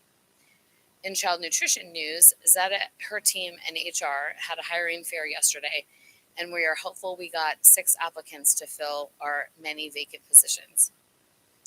Also today, I had the privilege to sit on the interviews this afternoon for the chef position that has been posted for a while, and we're hopeful we'll have someone in that position soon. I had my first meeting with Kelly Hilton, our new technology director. I was happy to hear Kelly's vision and working together to continue working on major projects. I have my first meeting with Stella tomorrow, and I'm looking forward to working with her as well. Thank you, Tammy. Before we get to other president report, I just want to go back to our previous speaker for a second. Elkin, first, I want to thank you for being here to speak with us this evening. One of the things I want to make clear is that we're not ignoring your comments.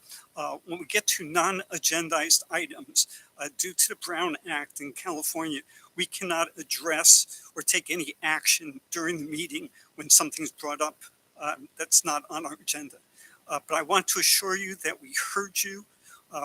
We care about what you said, and our administration heard you clearly as well. And do want to thank you very much for coming this evening. Thank you. Okay. Next is, Mel, do you want to speak on behalf of SRVUSD? Good evening, everybody. My name is Melinda Daly. I'm Vice President of the San Ramon Valley Education Association, which represents over 1,700 non-managerial certificated personnel in the district. I'm filling in for President Laura Finko tonight, so thank you for having me. Tonight, I'm pleased to report that once again, as Tammy mentioned, thank you, we have completed our biggest lift of negotiations in 4 sessions. And the outcome reflects a real partnership and collaboration between labor and management. We've reached agreements that will help retain and recruit the best educators, and because of that, our students will be the true victors. As we reflect on where we've been and how we've reached this current moment, we'd like to take an opportunity to thank this board for your willingness to listen to and work with us. When educators are trusted voices in the community, our students benefit. We have members in our ranks with master's degrees, doctorates, and decades of experience in education. We feel valued when our feedback and insight are sought out and respected. We appreciate all of the opportunities for collaboration and partnership that we've experienced these past 2 years, and we look forward to continuing to work together to support our students. Thank you. Thank you. I do have one speaker card having to do with association president's report specific to that topic. Ms. Country. Yes, my name is Taiwan Secountry, and I am afraid to speak up too because I'm among communists. But luckily, I'm not afraid of being shot because I know I will go to heaven because I'm a Christian. So I would like to ask the President Tammy.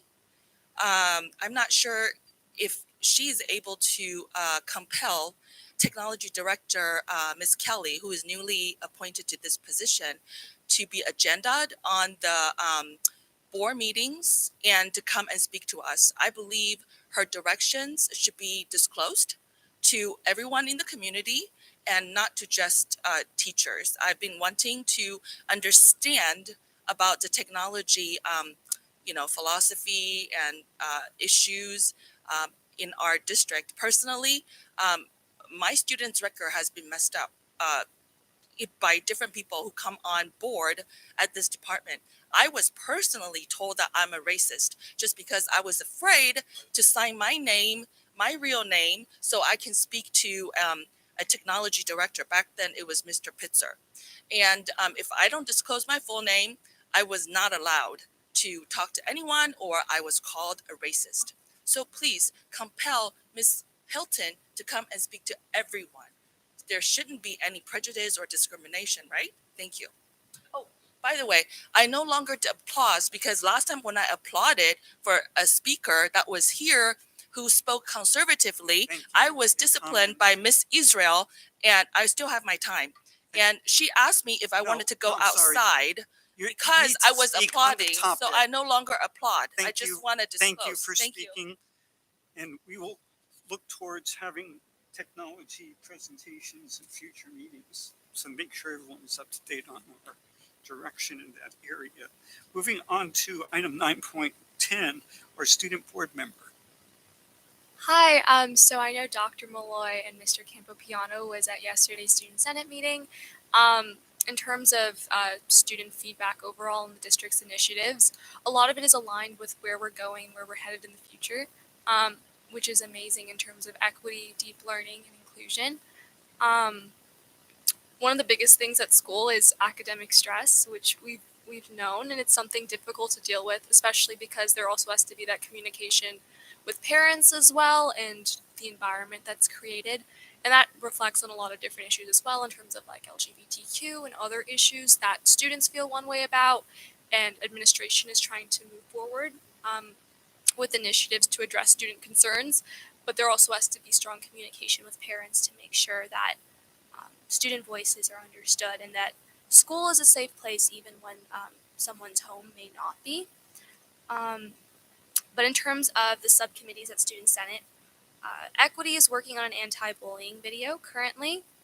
Mental health, I don't know if any of you have been to Breaking Down the Walls or know the program, but it's been really successful at schools. So mental health is looking to kind of make this program where students can talk to one another, both at the middle school and high school, so secondary schools can discuss issues, because we're also seeing that, especially after the pandemic, mental health at the middle school level is becoming a big issue as well, not just at the high school level.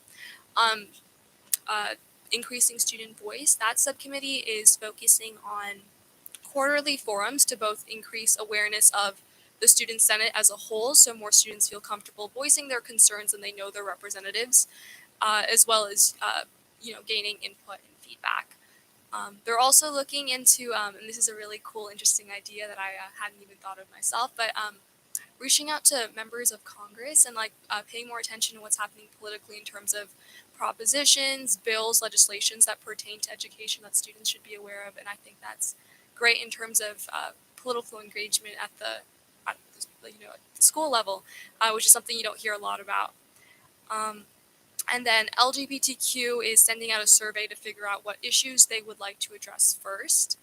So that should be coming out soon. I know there'll be discussion with administrators at the district about getting that sent out to the people who it's relevant to. And yeah, I also had the chance, I think, late September or early October to attend the first Equity Steering Committee meeting.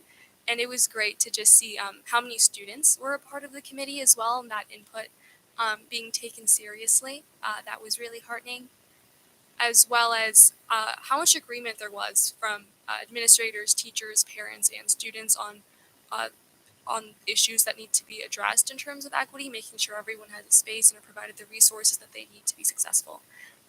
So yeah, that's just what I wanted to highlight. Great, thank you very much, Anya. I do have a speaker card from Mr. Country. Mr. Country, before you start, however, I really do have a question for you about how you can put in a speaker card on a report before it was even given. I ask, you have 3 minutes. However, I ask that your comments be directed only to the comments that were just made as part of that student member report. Always has been. Okay, but you put in a card even No, before I she heard spoke. her said a trigger word. 3 minutes, Okay, so less if possible. okay, I accept whatever deeds you're doing onto me, and I won't take it personally. I don't think that's racist, No, it's not. even though I'm yellow. Okay, but it could be. I'm sure other people will call it. You had 3 minutes. Please speak on this topic. Wondering, you were saying about anti-bullying activities that you're working on at school. Recently, I heard that San Ramon Teen Council, where you are from originally, you were also a teen council from City of San Ramon. So I'm wondering, has the City of San Ramon approached you on collaborative activities concerning anti-bullying? They're working on an Orange Day, and I'm very concerned because our school district board, these elected officials with one appointed official, have been working on 3 events in a student's life in the school district. 1 month devoted to LGBTQ where the colored flag is raised in our school district. There is one Harvey Milk Day that was designated on our calendar. There is one Silence Day. I'm wondering if they had approached you for an Orange Day, and if they did, what are you guys discussing specifically that will take, one more day from the students in the school district, because we pay for these times. Thank you. Thank you for your comment. We'll have someone from staff respond at some point to you directly. Moving on then to the superintendent's report, item 9.11. Thank you, President Mintz, and thank you, Elkin, for being here. Even though this item isn't on the agenda, it was actually something that I was planning to bring up in my comments, and we'll be speaking about this very deeply in November as well, because we're bringing forward the strategic report on equity. Sometimes I find when we're in this boardroom space, we have such different experiences. We celebrated greatness tonight.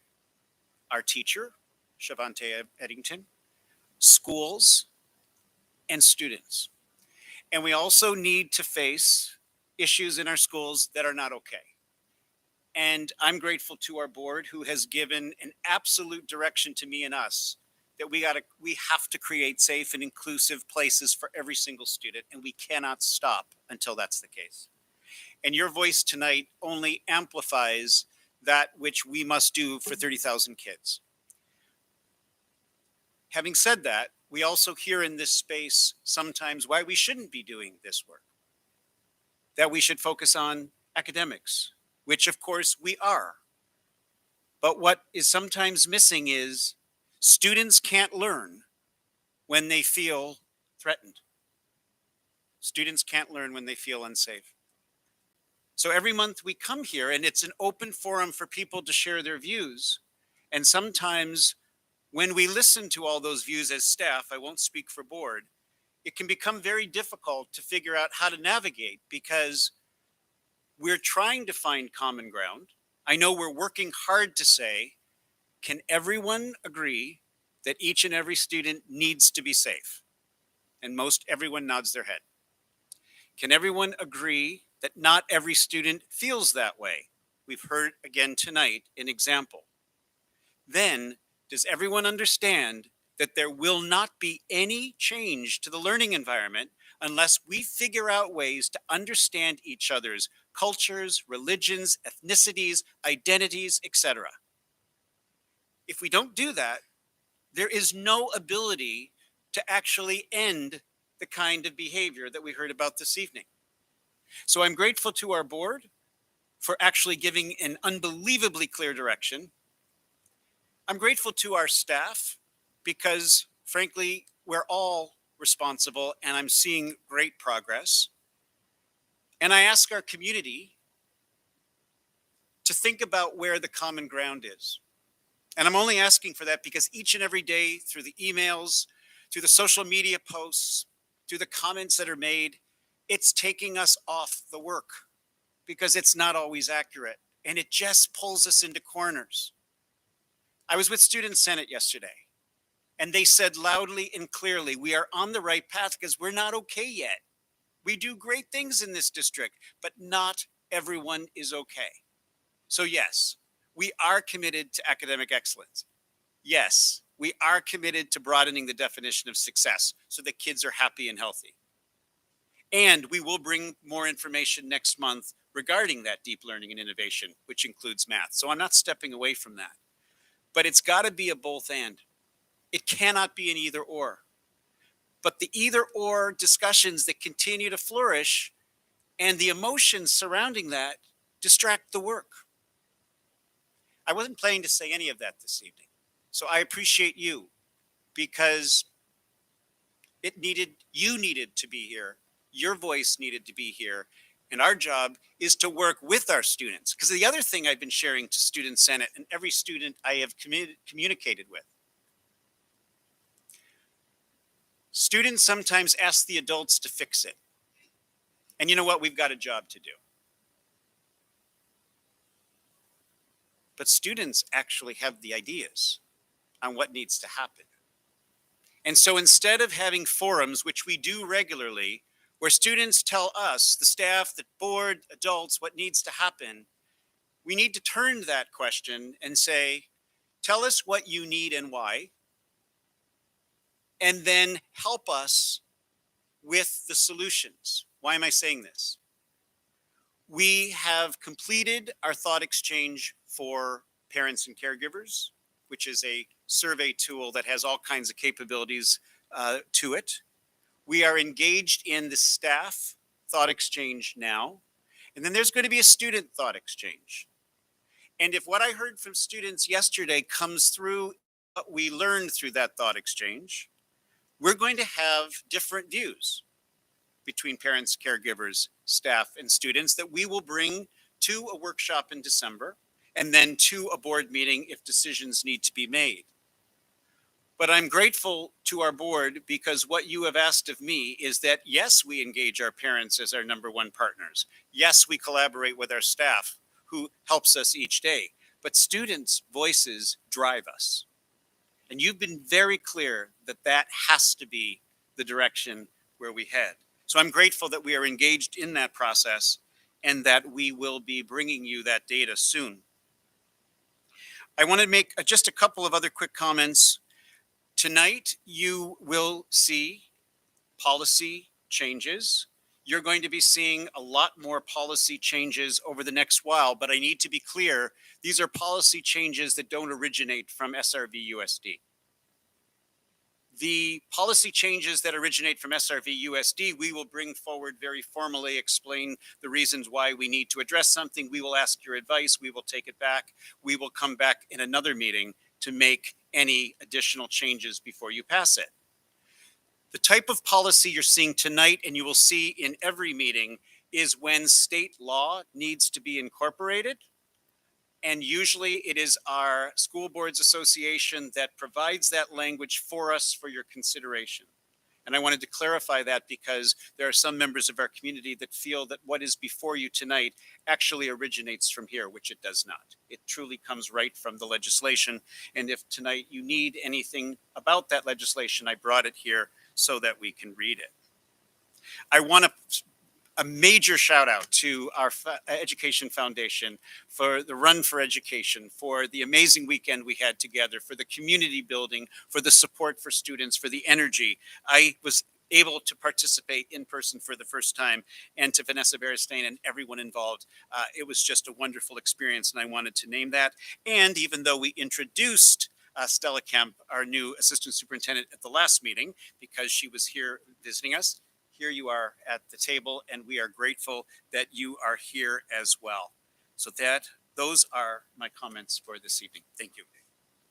And I understand we have a speaker request. First, Ms. Country. This is specific to the superintendent's report. Yes. So, Dr. Malloy, I want to thank you so much for upholding students' fear when they come up here, honestly telling you that they are afraid.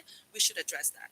Just like when I tell you guys that I have concerns about my student is going to be, discriminated as well as bullied, because I stand here every month talking about that I'm from Taiwan. This is what I believe.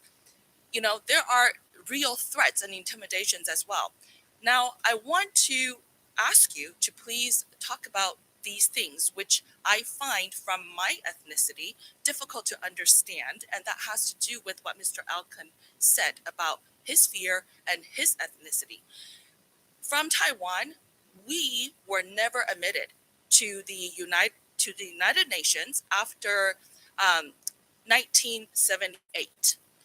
Since then, our development has went towards democracy. We enjoy an extreme high level of freedom of expression and freedom of speech. So when I read in Taiwan that a school, middle school in Taiwan, was called by a German consulate official that they had trouble with the school, asking the students to dress up as someone who is famous or famous, because those two words don't have distinction in Mandarin, that they were concerned that certain students chose to dress up as Nazi. Those students did not mean that Nazi were good because the assignment included famous and infamous. However, in the cultural misunderstanding, a principal in Taiwan was fired. Now, as you know, Taiwan now enjoys high level of recognition because of the technology in making chips. It is extremely important for our students to be able to let the Taiwanese people know what is it that is Jewish. Oftentimes, if they don't, disclose, people lump them together as white. Then there are the critical, racist theory. Then we are like beating up white people in our nation now as racists. So I really truly encourage all Jewish people to please let people know that you are different from the white people that the society is trying to beat up. So we understand how to interact with you so we can respect. Furthermore, from my religious belief, I don't understand why that my children were disciplined when they were people passing out the Bible. From my perspective, Jesus was a Jew. Thank you. Thank you for your comments. Matt Hoffman.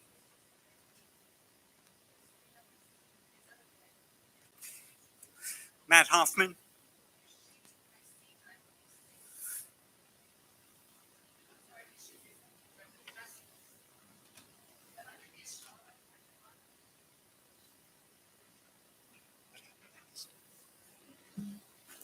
Go ahead, Matt. If I've ever been consistent about anything that I come up here and talk about, it's about student safety. I didn't really have a plan to talk about this item, but since these new issues came up, I was compelled to say something.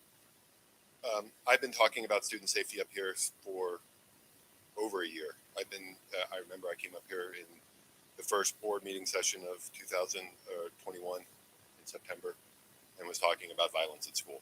And since then, we've heard a lot of words, but we haven't seen action. At the last board meeting, I was talking about the student, or whatever we called it, the data dashboard, whatever that was presented. And there was a lot of items on there. And I've talked in a comment about how student safety needed to be an aspect of that dashboard. It needed to be the topmost item on that dashboard. Because without that, what else does anything matter? So it's been over a year. What are we going to do? So I'll even talk about my specific case. My son, who was a first grader at the time, was strangled at school.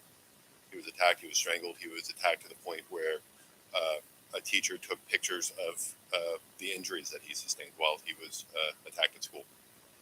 What was the result of this? Nothing. There was further attacks at that school.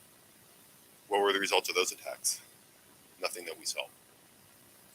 So was it resolved? Well, at the end of the year, people move on and things change, and so people forget. And you say, okay, I guess that's fixed, but is it? We don't know. And so we see this, yet another case of hate in a bathroom or at school or whatever. And it's the same story we've been hearing for years now. So what have we fixed? I don't see it. We keep saying words that we're going to fix it, but the actions aren't happening. So what can we do different now? We have to look and say, how can we change in order to fix this clear problem? Because if anything, we need our students to feel safe at school, or else, like I said, nothing else matters. Thank you. Okay. Okay. Moving on to action items and public hearings. 10.1 and 10.2 both relate to the agreement with the San Ramon Valley Education Association. 10.1, public disclosure of the major provisions of the 2022-23 San Ramon Valley Education Association agreement in accordance with the requirements of AB 1200, AB 2756, and Government Code 3547. This is a public disclosure. I think I'll just lump it in with 10.2, which is then the consideration and approval of a tentative agreement between the San Ramon Valley Unified School District and the San Ramon Valley Education Association for the 2022-2025 successor agreement. Stella? Yes, good evening. This is the first time I'm speaking to the board, so hopefully I won't stumble over my words. I came in a little after negotiations was completed, and I want to thank Evan Miller for helping with completing the AB 1200, which is a requirement for California school districts to submit this to the county office to have the county assure that our numbers align with the negotiated agreement with our bargaining units or teachers association in this case. So this is a standard protocol that happens every time you have an increase in the salaries, and our county office has reviewed our AB 1200 disclosure. They have agreed that that we are they've agreed that we are to meet our obligations with this salary increase. Okay, I do have a speaker card on item 10.1. Michelle Peterson.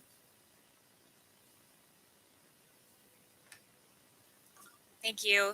Michelle Peterson, parent of a Alamo Elementary School child, and I served as PTA president there for the last 3 years. I'm speaking because during this time, I saw the morale of our teachers decline. I've spoken to our teachers directly. They feel disrespected, undervalued, and underappreciated. In my role, I was trusted. Teachers literally cried to me when they came back from in-person learning.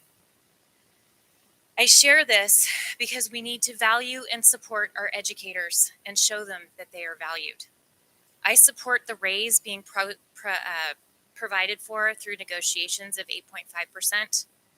It is the right step in the right direction to recruit and retain the quality educators this district is known for, and I really appreciate that the collaboration that is happening at the board and district level compared to what we've seen in years past to be able to raise up and treat our educators as they deserve. Thank you. Thank you. And then also on 10.2, Matthew Hoffman. Yeah, we're on both of those items together. The first one was just the public. 10.1 is public disclosure. Right. And 10.2 is the reading, right, of the thing, or am I mistaken? You want to make a comment on 10? Yeah, sure. So 10.2 is talking about the Serbia MOU. Part of it talks about getting additional monies for classroom sizes. So classroom sizes is a huge issue for everyone, and I think that with teachers getting additional money for that makes sense. However, that seems like a one-sided solution, because say we have an overcrowded classroom, we still have students in those classrooms, and then what is going on with those students? Sure, the money for the teachers is a great thing, and it's a sign of respect, and I appreciate that. But no matter how much money you give that same teacher, the students are still overcrowded in that classroom, and there is no real recourse for that student. So it would be great in the future for these to be looked at holistically. I know this is Serbia negotiations, but we've seen in the news recently talks of in Oakland Unified School District of parents being involved in some of these negotiations in order to bring student perspectives to light. And perhaps something of that nature in this district could be considered in the future to model after what the progressive groups in Oakland are now looking at. So thank you very much. Thank you. Okay, on item 10.2, Keith Rajinski. Thank you, President Mintz. So as the board will recall, the 3-year agreement between the district and the San Ramon Valley Education Association that was last in place sunsetted on June 30th of last year. And so in preparations for negotiating a new successor agreement, the parties jointly sunshined their initial proposal for negotiations last year in April. Subsequently, the parties did get together a few times in May and June at the end of the year in preparation for negotiations. And then the parties really got together and got to it between the period of September 9th and September 23rd. There were 4 bargaining sessions scheduled. And finally, on September 23rd, all outstanding issues that were on the table had been tentatively agreed upon. And that brought an end to the negotiations process. Since then, Servia has ratified their tentative agreement. They've shared with us that it was ratified at a very, very high percentages of approval. And for that reason, now that Servia has ratified their tentative agreement and the district has publicly disclosed both the contents of that agreement that are included in this evening's agenda and the AB 1200 documentation, we ask that the board take action this evening to approve and to ratify that tentative agreement. And this will result in a new 2022-2025 3-year master agreement. Thank you. Very good. Thank you, Keith. Board members, any questions or comments? Laura? I just want to say thank you to everyone involved. I know that while it was only 4 meetings, it was a lot of work and a culture shift as well. And I really appreciate the evolution of negotiations in these last couple of cycles. So I appreciate it. Thank you. I just want to second what Laura has said about how working together, what we can do to positively affect all of our students. And this agreement is a great example of what we can do when we sit down together and focus on the best interests of all the students in the district. So thanks to everybody that was involved. No, I'll just make one quick comment. In addition to thanking the collaboration of all the players on the bargaining teams and behind the scenes, I do want to, don't do this very often, thank the state of California for finally providing us with some ongoing dollars, not just one-time dollars as we've seen for the last few years, which allowed us a lot more flexibility in terms of doing what was right for our employees. Unfortunately, if you watch the news, the numbers from the last 3 or 4 months now are already not showing the tax revenues coming in as the state was expecting.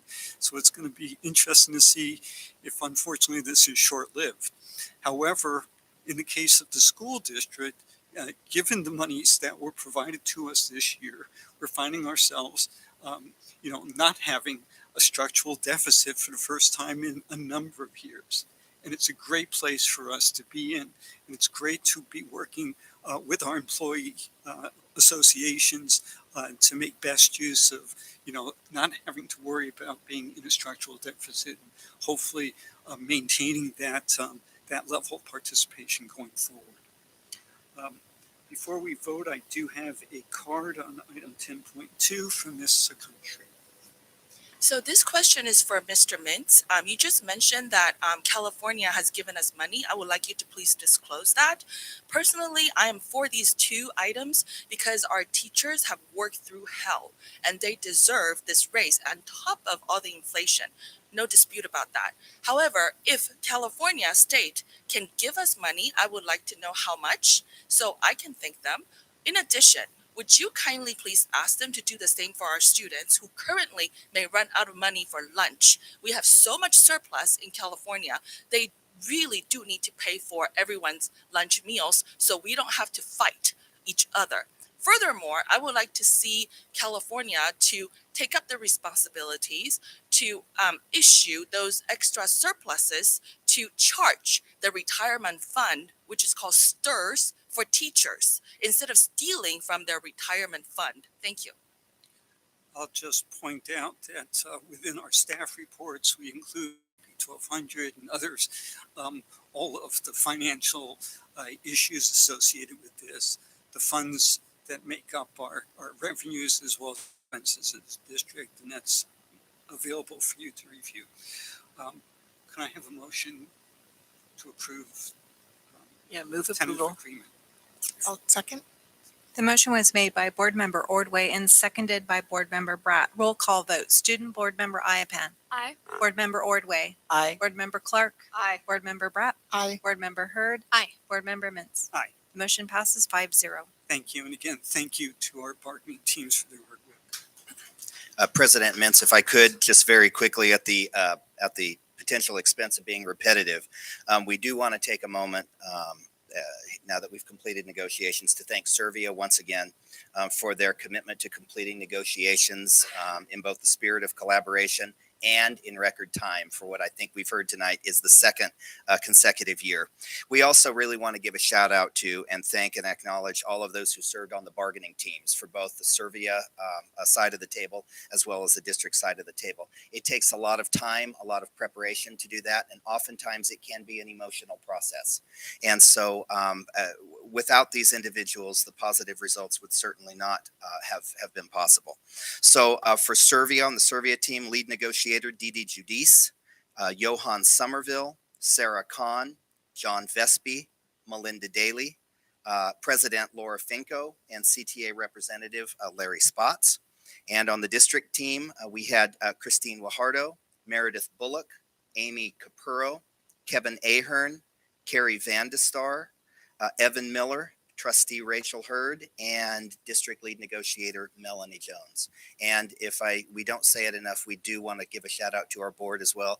You are always so supportive and so in tune to our needs, and we engage in lots of conversation behind the scenes in closed session and negotiations for preparation. And so we appreciate the board's ongoing support and direction as well. Thank you. Thank you, Keith. And it does give me the opportunity to thank Ms. Hurd for her participation in her representation of this board through the process. So thank you. I know it takes a lot of time and energy on your part to do that.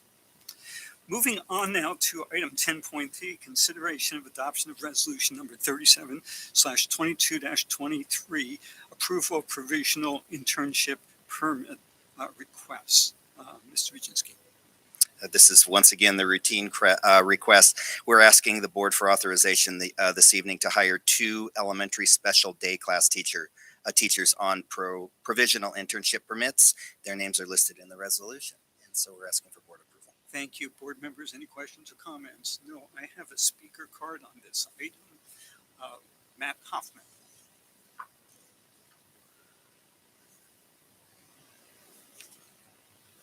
We've had teachers in the past year that were approved for provisional permits that are frankly now in jail. So I would like to know what if these permits, if these individuals were background checked, and if it was run through FBI databases as was discussed for new hires by the superintendent at previous meetings. Thank you. Was there any? That's not a true statement, is it? We followed our normal hiring procedures for these individuals. Provisional internship permits are also issued from the State Commission on Teacher Credentialing, and that includes both an FBI as well as the DOJ background check. And there is a supplemental source that I can't quote to you right now that is also used, that the Commission uses to issue credentials. So appropriate processes were followed for the hiring of these individuals. And I think it's important to note that for every teacher in our schools, that is the case. Indeed. And as I've said in previous meetings and sessions, we are strengthening and going beyond what the state requires in light of some of our challenges, but that every single teacher in our schools has gone through that process that Mr. Regenski has shared. Thank you. Board members, any questions? Make a motion. I'll move approval of item 10.3. I'll second. The motion was made by Board Member Hurd and seconded by Board Member Bratt. Roll call vote. Student Board Member Iapan. Aye. Board Member Ordway. Aye. Board Member Clark. Aye. Board Member Bratt. Aye. Board Member Hurd. Aye. Board Member Mintz. Aye. The motion passes 5-0. Thank you. Item 10.4 is consideration of adoption of resolution number 36/22-23 in support of course-based independent study. Mr. Campopiano. Thank you. I'd like to ask Principal Castellano and Ms. Rosenzweig to come up if there's any questions. We would like for you to consider approving this resolution and passing this on the course-based study of venture. And as they're coming up, I would like to brag about our new principal. She has done an incredible job in such a short period of time. We are blessed to have her, and this team over here has been doing tremendous work at Venture. So we brought them tonight if you have any questions about the resolution. Yes. So we're just here to ask for your approval and for certification annually, which is a new process now that we're going to course base. And if you have any questions, we're happy to answer them about the courses or anything about the new design. I do have a question. Looking right at the new courses for venture, I see that. So, from what I understand, the students who opt for venture independent study are, I mean, there are lots of different situations, but a lot of them might be like scheduling, right? Maybe in performer or, like an artist or athlete and their different schedule. So they would opt for our independent study. And a lot of them are also high achieving. And I know that courses, AP classes are not included. So for some of the students who can and want to have more rigor in their courses, how are we supporting them at Venture? So that's a really good question. We've talked about, so we do have concurrent students. Some students take AP courses at the comprehensive high school and then take additional courses at Venture. I do think we have an implementation plan to grow the program since this is our first year of course base. Our numbers, we have currently 117 students. So to be able to offer the wide variety of courses that are offered at every comprehensive isn't really feasible right now, but we do have access to Ingenuity and other programs that can allow for AP. But you're right, it is something that we are looking at and looking to expand moving forward.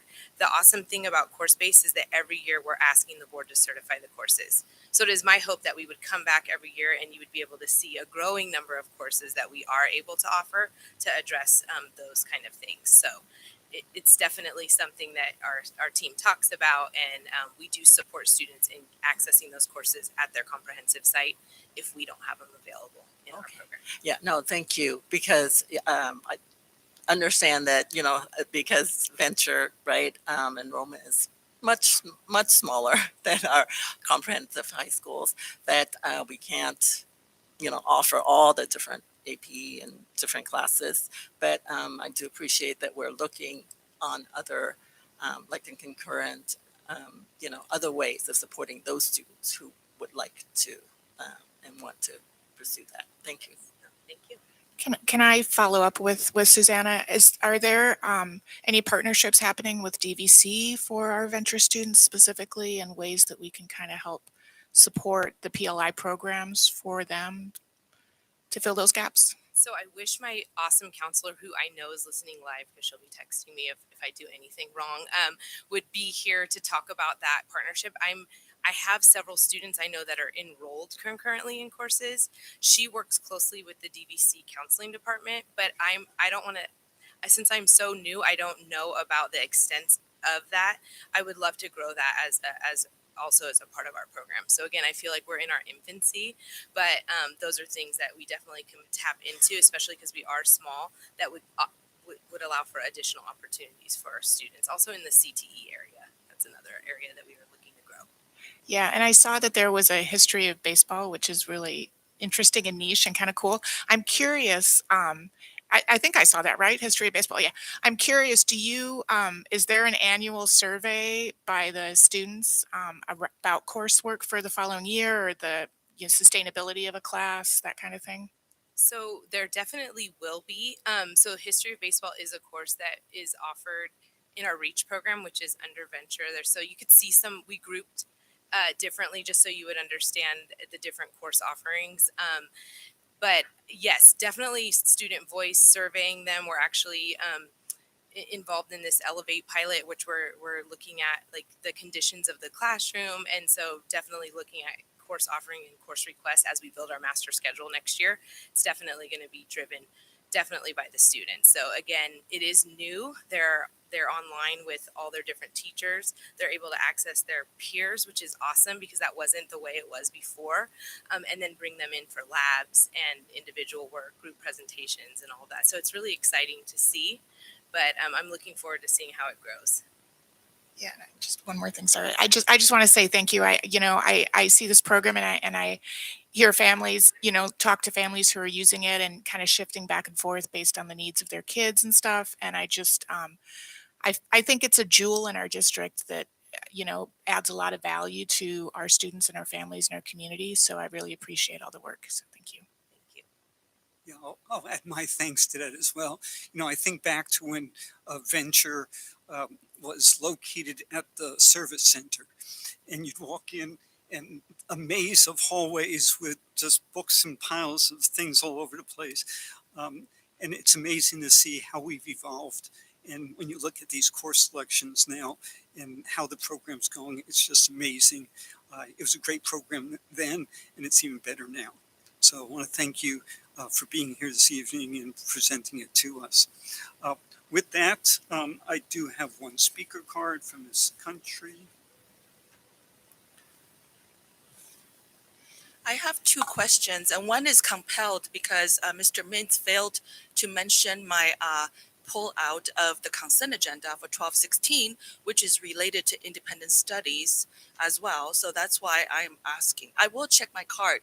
You've been having issues with my card. I will check it. Maybe somebody manipulated my card. I know I put it down. So for 10.4, I would like to know, I'm actually surprised because I have a child who went through the Venture Independent Study. I never was under the impression that it was not, quote unquote, course based. So I'm actually surprised to see that you are in support of course based, which leads me to ask you, weren't we already in course based independent study program before? So now you're approving this. Does it mean that you're going to do away with a lot of the teachers that were working there who, what did you consider them then if they were not course based? I'm a little bit confused. And in case you're not going to, let me check my card, which I think I should have the privilege to, because if somebody is faking it, I should have the right to correct you.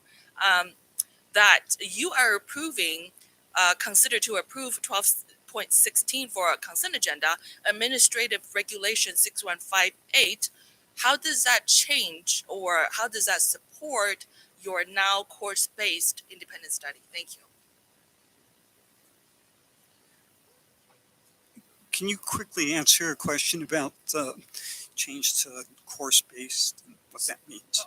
I'll let Lindsay speak, but last year we were traditional independent study, and then we brought it to you last year, Jess Colson and myself, and with our strategic directions, looking at deep learning and innovation and equity, and with Lindsay coming on board, the course base really opened up options for our students. And I visit that school a couple times a week, and the kids are engaged. I see them in science lab now. They're owning their learning, and so looking at where our district wanted to go, and as you said, Susanna, giving them more rigor, going to a course-based model does do that. I'll let you And just really quickly, course-based, real specific to secondary, so that we have really content area experts in these subject areas, so our students have access to the same level of content that the comprehensive students have. So that's the major difference. Very good. Thank you.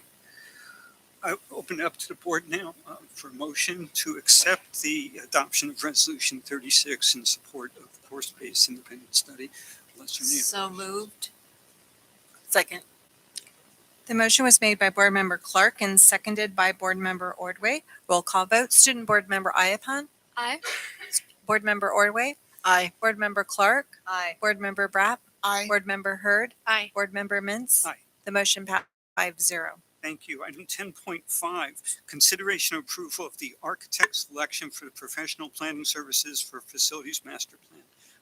Stella? Yes, good evening. Thank you. The board, this district sent out RFPs for a facilities master plan, and 10 architectural firms responded to this. This was at the end of August this year. At the end of September, after reviewing those, interviews were conducted, and 3 firms were selected for those interviews out of the 10 applicants 3 firms were selected for the interviews that happened on the 29th and 30th of September. Following that, the final recommended firm met with me and with Aaron Hurst, our Director of Facilities, and we reviewed their proposal. And so this evening, we're bringing to you a facilities master plan proposal. These are professional services from the architectural firm LPA, and we'd like to begin this process in as soon as possible next month, and then complete it by fall of 2023. Included in the proposal is a scope of work where they will evaluate each of our campuses, including the service center, the district office, and other ancillary facilities in the district to make recommendations on the what equipment needs to be updated, where we are. We're going to have a good inventory of our HVAC and our equipment that we have, so we can begin to standardize and ensure that that things are in good working order, but also so that we have a system for maintenance and operations to support the servicing of the equipment. We will include a website to inform our public of this. There will be an equity study conducted to review the facilities and to ensure that we provide equitable facilities at all of our schools based on program. Our Director of Child Nutrition has been talking about the transition that we have from moving to scratch cooking and the universal meal program that we have in the district, including breakfast. And so that has an impact on our facilities in our schools and our ability to provide high quality, nutritious meals to our students in the existing facilities that were created under a different kind of meal program. So we're going to evaluate that. Additionally, we've added some money here in case there is any scope increase from the project.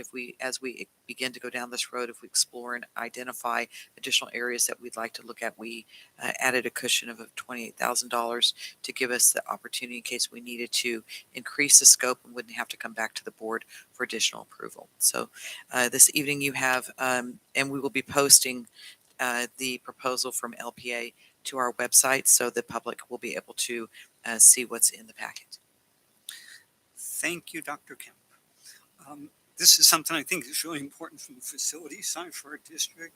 I'm hopeful that part of what we're going to see out of this is a life cycle of not just facilities, but of equipment, and incorporate that into ongoing capital improvements and maintenance and all of those type of things. Absolutely. We have a deferred maintenance plan, and we need to make sure that we're addressing the greatest needs with the deferred maintenance. Good. Thank you. Board members, any questions, comments? Yeah, so how does this, is this separate from the bond, the facilities that were our big list of priorities that we're using the bond money for? This is an addition, this is our capital outlay for coming from our own funding, not bond funding. Well, it serves two purposes. The facilities master plan is generally done prior to any bond measure if you are, or if you anticipate growth, or if you anticipate enrollment declines. In the two districts where I have recently worked, we did those for a variety of different purposes. In one case, it was to prepare for a bond measure, and I'm not saying that that's what we're doing here, but we need to make sure that, especially with our deferred maintenance, now that we're wrapping up Measure D, we need to take a look at, okay, what are the things that are outstanding that we haven't done yet? Or if as we have money left over in the bond measure, how will we allocate those remaining funds in order to make sure we're getting the most out of the monies that were provided through the bond measure? So the other thing around this is that you may use this to identify future opportunities, particularly with the strategic directions and the use of collaboration spaces in our schools, or the need to have STEM labs or maker spaces. That might be one of the things that they look at as they're looking at the schools, amplification systems for hearing, all kinds of things that are necessary for a high quality 22nd century learning environment, and safety as well. And Shelley, just to clarify too, this is coming from local facilities or local building fund, not Measure D. Right, funds. that's what I was asking. Yeah. And how they affect each other, because there's a list for Measure D funds that are facilities related also. Yes, and those projects are underway. And then as we begin to get to the end of Measure D, there were a list of projects there. And based on that facility master plan, the board may decide to reprioritize things on that list for the leftover funds that were from the interest that the district earned out of Measure D. Thank you. Any other questions, comments? If not, can I get the motion to approve staff's recommendation on approval of LPA Inc.? So moved. Second. The motion was made by Board Member Bratt and seconded by Board Member Ordway. Roll call vote. Student Board Member Iapan. Aye. Board Member Ordway. Aye. Board Member Clark. Aye. Board Member Bratt. Aye. Board Member Hurd. Aye. Board Member Mintz. Aye. Motion passes 5-0. Thank you. We now move on to item 11, informational items. 11.1, first reading of revisions to Administrative Regulation 6174, Education for English Language Learners. And Mr. No. Oh, okay. Yes, I'm sorry. Yeah, we had a number of items from consent that before we move on to informational items, we'll go through those action items. The first one, 10.6, declaration of surplus property. Let's see, this country, you have a question. Is this the consent agenda 12.13? Yes. This 12. This is 12.5. Okay, so I do want to apologize. Today it was a full room and I wrote this out in the lobby. I was distracted when I was writing it. So this is what happened. I pulled 12.13, 12.14. After I got distracted, I started writing 12.5, 12.6, and 12.7. I don't know why I dropped the 10. So you pulled everything but just the Okay, wrong number. thank you. So you don't need to speak on this No, item? I do, but it was like, so the first item really should be 12.13, 12, and then followed by 12.14, followed by 12.15, Yeah. followed by 12.16, and then followed by 12.17. Okay, so 15, 16, and 17 have already been voted on. So we're on 12.5 because that's the one you requested. So Okay, but if you have those- any comments about declaration of surplus property, you can ask those now. I know you've already voted on, but may I still speak to No. those three? No, not at this point. We've moved on. So unless you have something to say about surplus property, I'll just ask for approval from the board. Have a motion? Move approval. Second. This is 12.5. The motion was made by Board Member Ordway and seconded by Board Member Clark. Roll call vote. Student Board Member Iapan. Aye. Board Member Ordway. Aye. Board Member Clark. Aye. Board Member Bratt. Aye. Board Member Hurd. Aye. Board Member Mintz. Aye. Motion passes 5-0. Okay, so Ms. St. Convertry, you did not have a question about 12.6 then? No, I don't. Okay, in that case, unless there's a question from the board, can I have a motion on Move 12.6? approval on 12.6 or 10.7. I'm sorry, 10.7. It's approval of contracts purchases over $50,000. I'll second. The motion was made by Board Member Hurd and seconded by Board Member Bratt. Roll call vote. Student Board Member Iapan. Aye. Board Member Ordway. Aye. Board Member Clark. Aye. Board Member Bratt. Board Aye. Member Hurd. Aye. And Board Member Mintz. Aye. Motion passes 5-0. Thank you. On item 12.7, consideration of adoption of Resolution 63, approval routine budget revisions. Again, Ms. St. It Convertry. was pulled wrongly. Thank you. Unless there's a question from board members, can I have a motion on approving routine budget revisions? So moved. Second. Motion was made by Board Member Bratt, seconded by Board Member Clark. Roll call vote. Student Board Member Iapan. Aye. Board Member Ordway. Aye. Board Member Clark. Aye. Board Member Bratt. Aye. Board Member Hurd. Aye. Board Member Mintz. Aye. Motion passes 5-0. New 10.9, which was 12.12 before, consideration of approval of local indicators 2022-23 LCAP dashboard self-assessment. Ms. Hurd. The reason I pulled it was that at the beginning where the item is introduced, it talks about indicators being presented to the board in a non-consent item. This isn't the time of year where that happens in June, but because of the nature of it and the tie to deep learning and the tie to data and all of that, I just thought it was worthy of the attention that an action item gives. So Mr. Campopiano, if you're prepared to say a few words about it, I think it'd be great. Absolutely. Thank you. The local indicators are part of our dashboard that Mr. Bragg spoke about that will be coming out in November, December. These local indicators also are used for the dashboard along with our state indicators. So we traditionally have done a presentation on these in June, and when we do our first read of the LCAP, and then we open it for 1 to 2 weeks for public comment. And these indicators, local indicators, look at our textbooks, look at our facilities, look at our staffing, look at our Healthy Kids survey, which we'll hear later on in a future meeting, school connectedness, and meeting the state standards that are applied. So we go through this assessment, we put it part of our LCAP, and then we present it formally in June.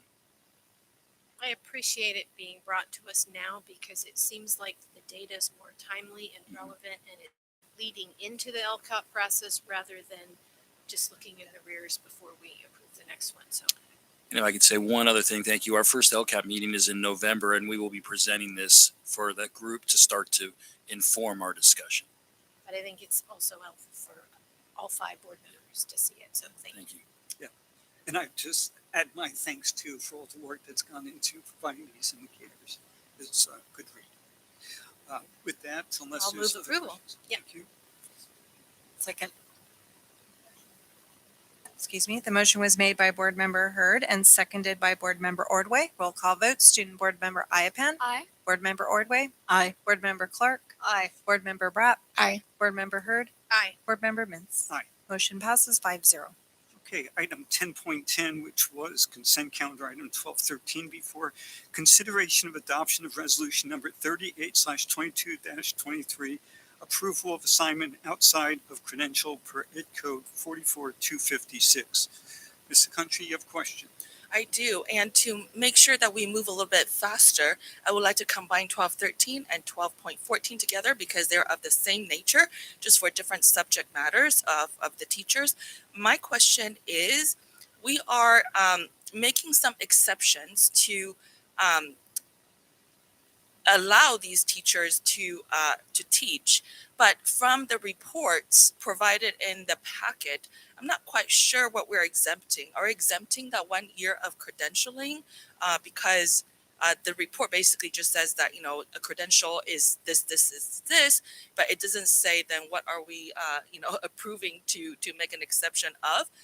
Furthermore, I'm wondering then, what did the human resources staff base on, selecting these teachers, and if,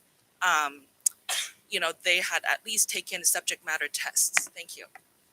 Mr. Jasinski, can you give Yes, a quick update on that? Yes, so resolution number 38, basically, so everything that we are requesting the board approve under both resolution 38 and 39 are fully authorized under the California Education Code.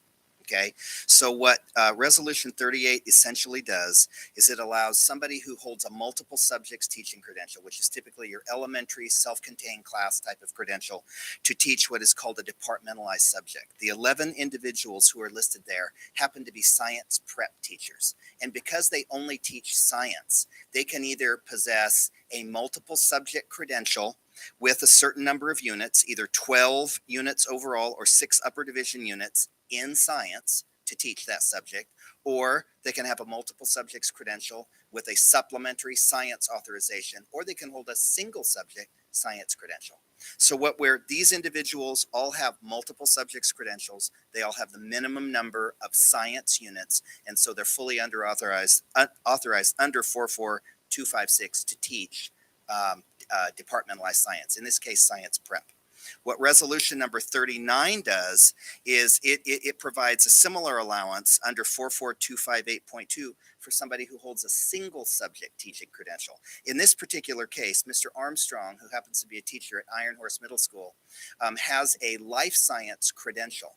but we have him teaching physical science. He doesn't have a physical science credential per se, but under that education code, because he has 12 semester units or 6 upper division units or more in physical science, he's teaching under 9th grade, he's authorized under that education code to teach physical science at the middle school level.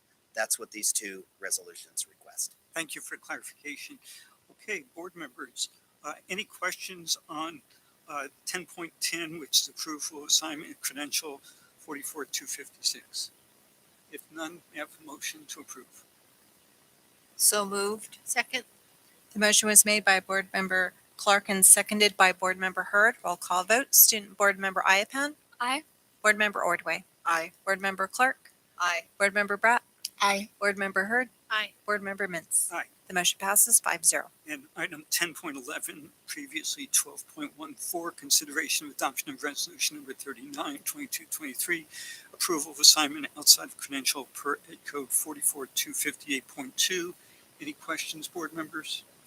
If not, I can have a motion. Yes, so moved. I'm sorry. Okay. I'll second. The motion was made by Board Member Ordway and seconded by Board Member Bratt. Roll call vote. Student Board Member Iapan. Aye. Board Member Ordway. Aye. Board Member Clark. Aye. Board Member Bratt. Aye. Board Member Hurd. Aye. Board Member Mintz. Aye. The motion passes 5-0. Great, thank you. Moving now to informational items. 11.1 is first reading of revisions of Administrative Regulation 6174, Education for English Language Learners. Mr. Campopiano. Thank you. This is a first reading of AR 6174, which was last revised in 2016. The goal is to update the language and be in alignment with the CSBA policies, board policy, and administrative regulations. The administrative regulation is updated to clarify the process for assessment and identification of English learners, including additional notification requirements. Section on reclassification and redesignation has been revised. Those that are reclassified as fluent. We will continue to monitor for 4 years. This administrative regulation also adds information regarding the composition and duties of the school level and district level English Learner Advisory Committee. We will be bringing this to the November 15th board meeting. It's informational first reading. Okay, does anyone have any questions, comments? Rachel? I have some, and I did put these in writing, so Ed Services wouldn't be surprised by them. And I think we should preface this that this reading is inserting what CSBA is suggesting as language, but that doesn't necessarily mean that it's perfectly clear. So we need to make sure it's understandable for our community. So as I was reading under the definitions part, which is the first heading, it defines what an English learner means. And it's interesting that it strikes out all the stuff about being a non-native English speaker. And it jumps right into a student with difficulties in speaking, reading, writing, or understanding the English language may be sufficient to deny the student the ability to meet standards. The way that is worded, and you all know I do a lot of work in dyslexia, a student could be insufficient there in the reading and the writing piece and understand and speak English just fine, but the way that is worded, that dyslexic student could be considered an English language learner. So I'm just thinking we got to clean that up, Right. to meet the spirit of it with the native speaker piece. And thank you for bringing up the clarification about the CSBA, but we still need to make it user-friendly for our students and our staff and our families. I've asked Director Chris George, Director of Instruction, and Mr. Bratt, who we met earlier, to come on up and see if you want them to answer any of those questions in further Or I'm discussion. just kind of bringing these things forward Okay. because I know this is just an iteration. So I'm Right. just saying, I mean, we could take the time tonight, or we could just say, can Yeah. you guys take that back Absolutely and happy to figure take it out? back. Yeah, that'd be great. That's what I'm thinking. Thank you. And then I had one, let's see, I need to flip back and forth between the email that I sent you. I also wondered as I read on in the AR if the term long-term English learner, which is used later, should actually also be included in the definitions, because if we refer to it, I think we ought to define it. Then a little farther down under identification and assessment, it uses language kind of throughout the policy that isn't necessarily consistent. And so I'm curious because as you follow all the terminology with English language learners, the phraseology changes sometimes. So it talks about based on the initial assessment, the student shall be classified either as initially fluent in English proficient, which just grammatically seems kind of strange, or as an English learner. And then later on, it refers to English proficient. And then in other places, it uses fluent English proficient. So just can we clean that up and be consistent and make sure, are there 2 categories or are there 3 categories? Or I'm fine with you clarifying. I think, especially with more involvement with our ELACs and our DLACs, we just need to be clear about what all this means. Absolutely. And Billy, I think Mr. Bragg has something he wants to bring up really quickly.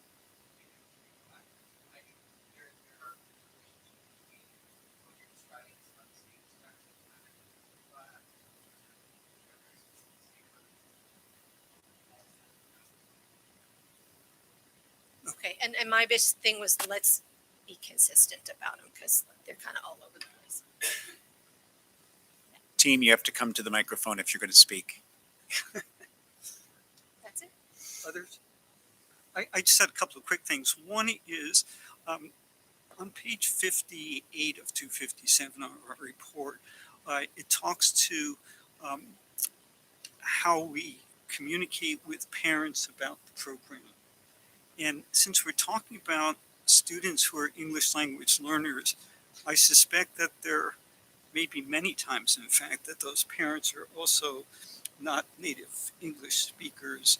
And I'm just wondering if we make any provisions for providing information to them in their language as opposed to just in English, so we're sure that they understand the process. Yes, we absolutely do. But that is also something in our local indicators where we're trying to increase that communication and use every possible avenue. We do have translation services, but we also have found that we need to have other outreach so that we have higher participation, higher understanding of what we're trying to do. So that's definitely a goal that we have, part of the LCAP and part of our ELAC and DLAC moving forward. Very good. Yeah, the other question I had, there was a comment in here about training for parents. Mm-hmm. And I'm just not aware that we have literacy training for parents currently, do we? Or? Right. We'll have to bring that back, but at this time, I'm not aware of that. So we'll do some work on that and bring that back in November. Okay, because I know that's the type of thing that normally would be in adult training classes, Right. which we do not offer ourselves. I think we look to the community college for, but that's something we probably need to consider going forward as well, just given the diversity of our population. Any other questions or comments? Okay, so this is not an action item for us. It's providing communication. Moving on then to, I'm sorry, I do have a card from Ms. Country on 11.1. Yes, Taiwan's a country. I have questions and concerns, and I'm going to be wearing 2 different hats when I present these comments and questions. My first hat is as a mother of someone who is not a ELA student.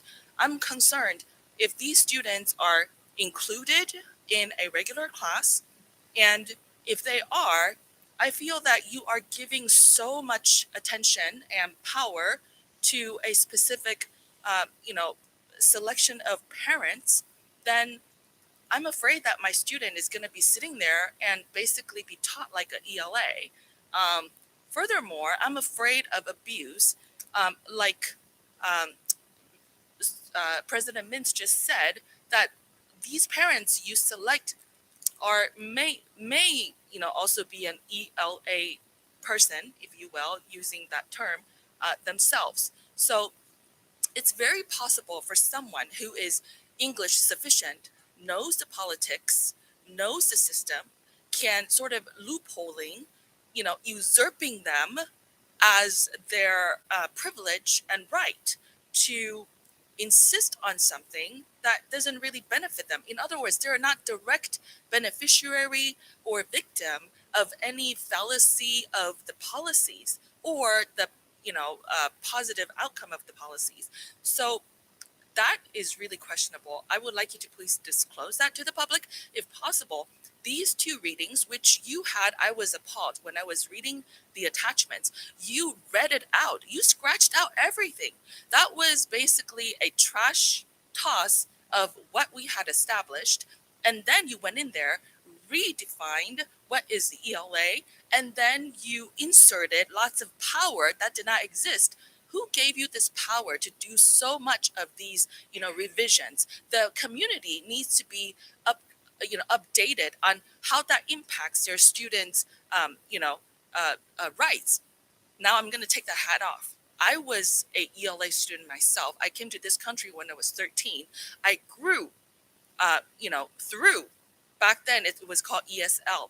I have concerns. If today I am an ELA student, or I am a parent of ELA student, I would like to ask you, when does that label come off, gets peeled off of my body, and so then you no longer think that I'm an ELA? There is no mentioning of testing of when somebody gets to peel off this label you put on them. It's very concerning. I think you're overreaching, and I smell abuse of power here. I would like to request that you put these two items into a workshop, properly disclose it with hybrid access to the community so everybody knows what you're up to. Thank you. And I'll just point out that this is the first reading of these revisions based upon that was stated earlier, changes to other things outside of our district. And the purpose of this evening was to receive comments. You've now received some comments. Moving on to item 11.2, first reading revisions to Board Policy Administrative Regulation 0460, Local Control and Accountability Plan. Thank you. Yeah. This administrative regulation was last revised in 2019. What we are recommending here to align with the CSBA is paragraph 6. We reword the SIPSA, which is Single Plan for Student Achievement, based on the board approved changes with our school plan site council. At the June 7, 2022 board meeting, we removed the requirement for all sites to have a SIPSA, School Plan for Student Achievement. This documentation is only required if the state is providing funds, a specific type of funds. But we only have one site, that's Del Amigo, that receives those funds. The board also approved the recommendation to develop a process that is more suited to meet our needs connected to our strategic directions. And we've done that. And we've found that to be very positive for our sites. Changes in this administrative regulation removes the annual update section and adds a new section titled Increased or Improved Services for Unduplicated Students. So first reading are for purposes only, and we'll bring this forward at the November 15th meeting as well. Board members, any comments, questions, or updates on this? No, go ahead, Rachel. So in the first paragraph, I think something got left out because its second sentence says, a comprehensive data-driven planning process shall be used to identify annual goals and specific actions which are the district budget. And so I think it's aligned with or included in or funded by or something. And then in the third paragraph, it brings up unduplicated students and then it defines them in the next paragraph. I would just encourage us to define unduplicated, since that really is kind of almost like shorthand that the state uses rather than defining what is about student need. And so if we could look at that. And then there was something else down where we talk about a student subgroup is considered numerically significant. I just think that sentence could be worded so it focuses more on the students. And it just seems like it's written a little bit backwards. Thank you. I appreciate that. Okay. Before going on, it's just after 10 o'clock. I need an approval from the board to continue this meeting. Given where we are in the agenda, I'd ask for us to extend for 30 minutes till 10:30. Can I have a I'll motion? make a motion to extend the meeting until 10:30. Second. The motion was made by Board Member Clark and seconded by Board Member Ordway. Roll call vote. Student Board Member Iapan. Aye. Board Member Ordway. Aye. Board Member Clark. Aye. Board Member Brott. Aye. Board Member Hurd. Aye. Board Member Mintz. Aye. The motion passes 5-0. And our student board member, if you do need to leave earlier, please feel free to do so. You have school in the morning. I do have a speaker card on item 11.2 from Ms. St. Clair. So same thing, I would like to request this reading to be further investigated and disclosed to the community by combining it with 11.1 in a workshop where the community can get to know how you are expanding your power and diminishing your responsibility to be accountable to the community. Same thing when I saw the attachment, I was horrified. Lots of red lines, some pages were completely trashed, and lots of new languages. We need to understand, how does that make you more powerful and less accountable? So please make sure this meeting, this workshop is accessible by the community via remote access and not just for the council. Thank you. Unless there are any other comments, move on. Item 11.3 is reading revisions to Policy Administrative Regulation 6145.2, athletic competition. Thank you. This first reading to board policy in AR 6145.2 athletic competition is being updated as the last revision was in 2016. Changes to board policy include verbiage changes relating to discrimination and discriminatory practices. New paragraphs in the health and safety section reference the written emergency action plan and procedures for the AEDs and sudden cardiac arrest regulations, and parent guardian notifications of serious injury or illness suffered by the student athlete. Changes to the administrative regulation include addition of the notice that each public elementary and secondary school that offers competitive athletics must make available participation information regarding the athletics program per the Ed Code. The health and safety section has been renamed and expanded to include additional regulations around concussions and head injuries, along with new heat illness, sudden cardiac arrest, and the AED regulations.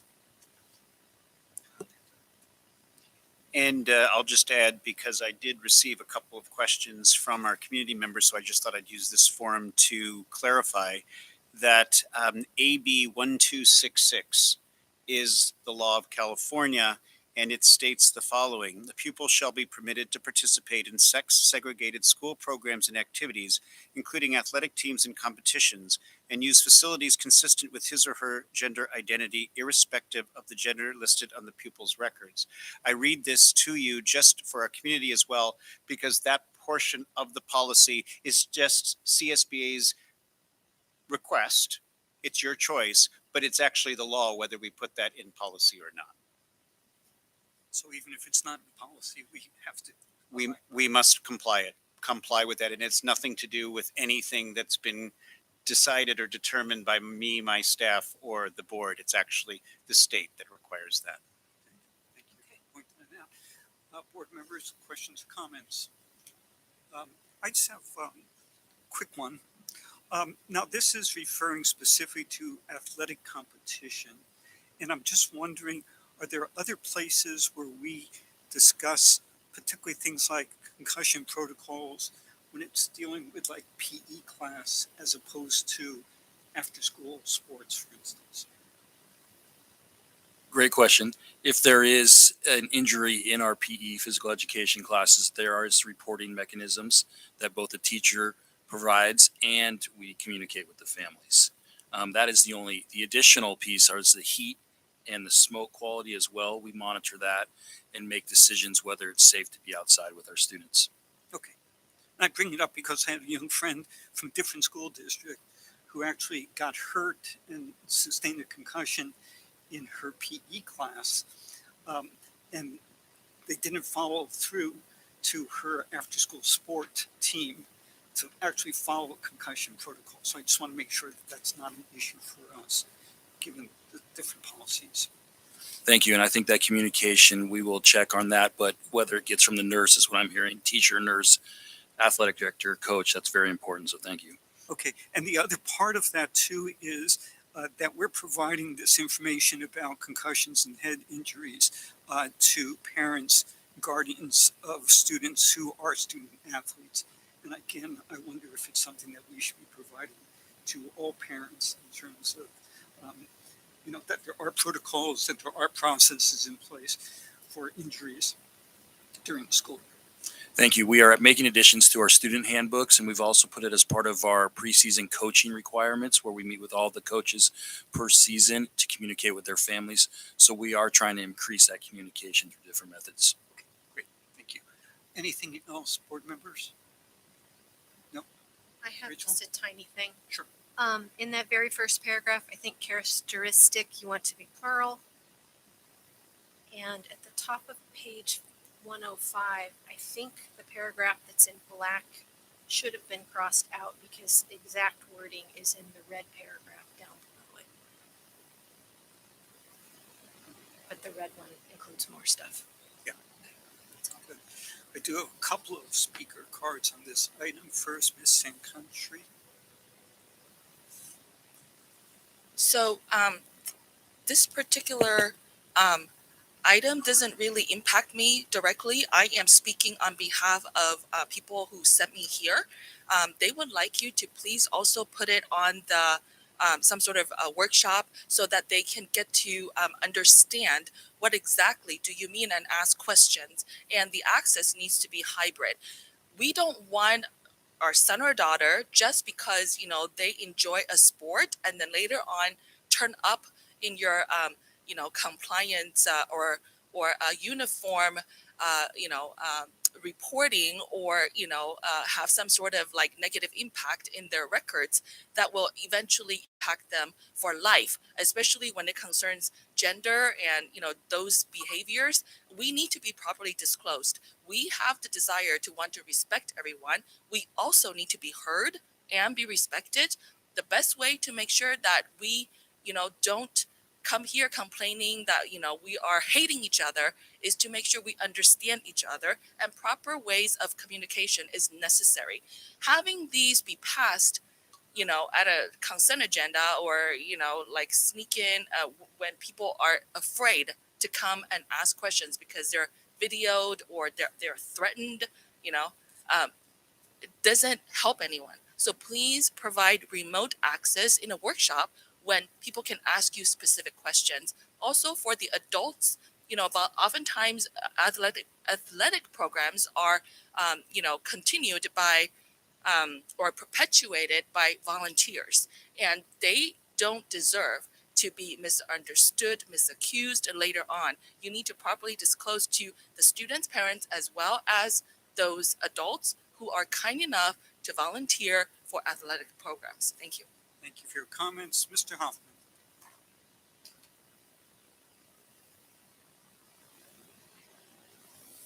I'm familiar with and have looked up the various ABs and the CSBA policies that have been suggested. And I appreciate those being added into the board policies. One of the things that is not in the CSBA or in the assembly bills is items about mascots or team names and things of that nature. I don't know how to best reference this, but on page 94, the first red item on that page reads, including but not limited to the use of any racially derogatory or discriminatory school or athletic team names, mascots, or nicknames. So one of the problems that we had with the Cal High incident last year was this vagueness of this saying, oh, we didn't know this was bad. And we didn't know. It was a big thing, right? So this language is more of the same of that. So I think that we should perhaps, if this is important, we can put the onus on the adults and say, instead of saying, hey, this is banned, we should say that the use of any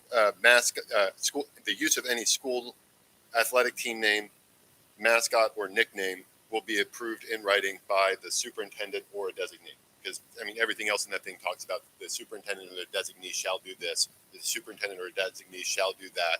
So then there's no more gray area. Because if the students are going around with a mascot that wasn't approved by the superintendent or a designee, they're wrong. They're in the wrong. That's easy. And if they're doing something with a mascot, it was approved by the superintendent or a designee, and someone else comes by and says, hey, that mascot is wrong. The team right there says, hey, no, we didn't do anything wrong. Please go to the person who approved this, the adult who approved this. And I think that would be a tremendous change in order to, help resolve these kind of issues of vagueness in the future. There's a whole bunch of other little things in there, but I think you guys will fix those. Thank you for your comments. Unless there's anything else on this item, we'll move on. Board, go ahead. Just to, President Mintz, just to be clear, and this is probably something that we should add for you to see. It connects to the speaker's comments, but we're actually clearer than this. The expectation is there shall be no mascots except the one that's been approved, period. And the 35 school mascots are all approved. So what I think we just need to add is there is no process to approve any others because it's not allowed.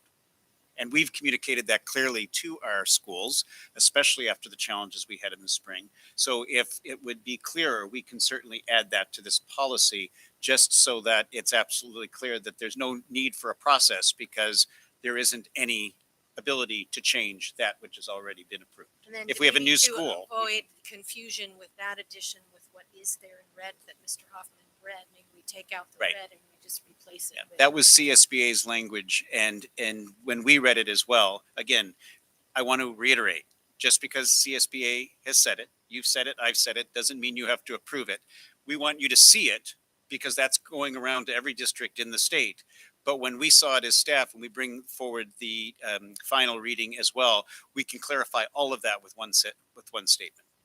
And if we have a new school, well, then we develop a process to pick the mascot, and then that mascot stays. Thank you. And that applies to team names and nicknames as well. Okay. All right, moving on to item 13.0, administrative matters. We have 13.1, board member reports. Start with Anya. Anything else that you'd like to add this evening? I think I'm good for tonight. Thank you. Great, thank you. Sam. Okay, just a few things. Yeah, since it's been a month, right, since the last meeting. In the same spirit of celebrating students, just wanted to mention that I attended a couple of events that actually celebrate what our students have done. So I attended the internship graduation for APAPA, that's Asian Pacific Islander American Public Affairs Association. Tri-Valley chapter, they have annually an internship program. And this year, I think 4 of our students from our district participated, and the purpose of the nonprofit organization is to encourage civic engagement with the community. So these 4, actually more than 4, but 4 of our students actually completed internships with like Assembly Member Rebecca Power Cahan's office to learn about all different levels of government. I think there's a student who completed an internship with our vice mayor, Sweetheart Barros, with I think Dublin Mayor, Melissa Hernandez, and then even with our school district, with the board member. So they were actually celebrated by all the different offices. And I also attended, Shelley was there too, the American Legion luncheon for girls state and boys state delegates, and 4 of our students from our school district also were celebrated as the delegates there. So a couple of really enjoyed the events that really kind of lift up our students. As Dr. Malloy had mentioned before, really enjoyed the Run for Education. Thank you, San Ramon Valley Education Foundation. Really love getting out there back in person and with the community. I also volunteered as with several of us, I think, the day before on the booth. And my favorite part was when I was working, a student volunteer came up to me and was asking if he can help. And then he stopped and he said, "Mrs. Ordway," because he was one of my former art students. And it was so cool that he recognized me. So that was my favorite part. got to participate in Culture in the Community in the city of San Ramon this weekend. Loved, right, great to represent the diversity of my culture, as well as learning and celebrating other cultures. In fact, I've got this beautiful henna I've always wanted to do. So celebrating culture other than my own, and yeah, it was a great event. Did a site visit at and lunch duty, volunteering at Rancho Romero, and it was really special because my a teacher there actually was my one of my kids' teachers when they were going through elementary school. She was Marissa Holmes was is a teacher, and she was at Twin Creeks and taught in fifth grade, but now she's in second grade at Rancho Romero. And then also, I found out that a colleague, when I was tutoring, volunteer tutoring Barton Tutoring, the reading specialist at Twin Creeks is now at Rancho Romero. So, yeah, that was a really special visit for me. Thank you. And the last thing, just want to say is looking forward to actually this Thursday, the open house at the Assembly Member Rebecca Bauer-Cahan's office, because she's asked for highlighting our students. So Cal High Choir is going to be performing there, as well as several of our students, elementary, high school, maybe middle school art masterpieces will be hung for display. So I encourage everybody to go and stop by the open house. That's it for me. Thank you. Okay, yeah, it's been a month, so we have a few things. I had the honor this morning of visiting Coyote Creek along with Nadine and the mayor of San Ramon, who came and presented a certificate of congratulations to the principal and to and they had the TK kids there, and it was just, they were so sweet, and it was just really a nice occasion. So I'm glad I got to do that. Thank you, Nadine. I also had a visit today at Country Club, and that is a really special campus, and I want to say a big thanks to the principal there because she's amazing. I got homesick, and I worked home at San Ramon Valley High School. And it was just really great. It's great to be back there and see all the kids. And the only thing it was a lot bigger, but the skirts got a lot shorter than when I was there. Okay, so if they get much shorter, I don't know what's going to happen. As Susanna said, we're both at the American Legion Boys and Girls State, and I was just so impressed with our students, and that program is incredible, and what they shared was mind-blowing about what they learned and how they became governors and served on juries, and I had no idea. And when I got home, when I got home, my husband's like, well, I was Boys State. I was selected to go to Boys State. Now, mind you, there was only 30 kids in his graduating class, but he was chosen and did go. So something I didn't know after 30 years. Seriously. Ken and I had the town of Danville liaison meeting and heard all about what the town is doing. I won't go into all of it now, but they're very happy about their master plan. I can tell you that. This Saturday, I'm going to be participating in something that I'm very excited about, and some of our other board members were asked also, but we weren't able to get the communication straight. But the Student Councils Conference, the California Association of Student Councils Conference is going to be in Santa Clara, and they've asked me to be a panelist. So I'm so excited. This is a cross section from 5 different counties of all students that are in student councils. And I'm so excited about hearing their voice because, as we've talked about here many times, student voice is so important. been on several committee meetings and all of that to get the year started. So I will leave it at that. But it's been a really busy, great time to visit all our schools and see all the great things happening.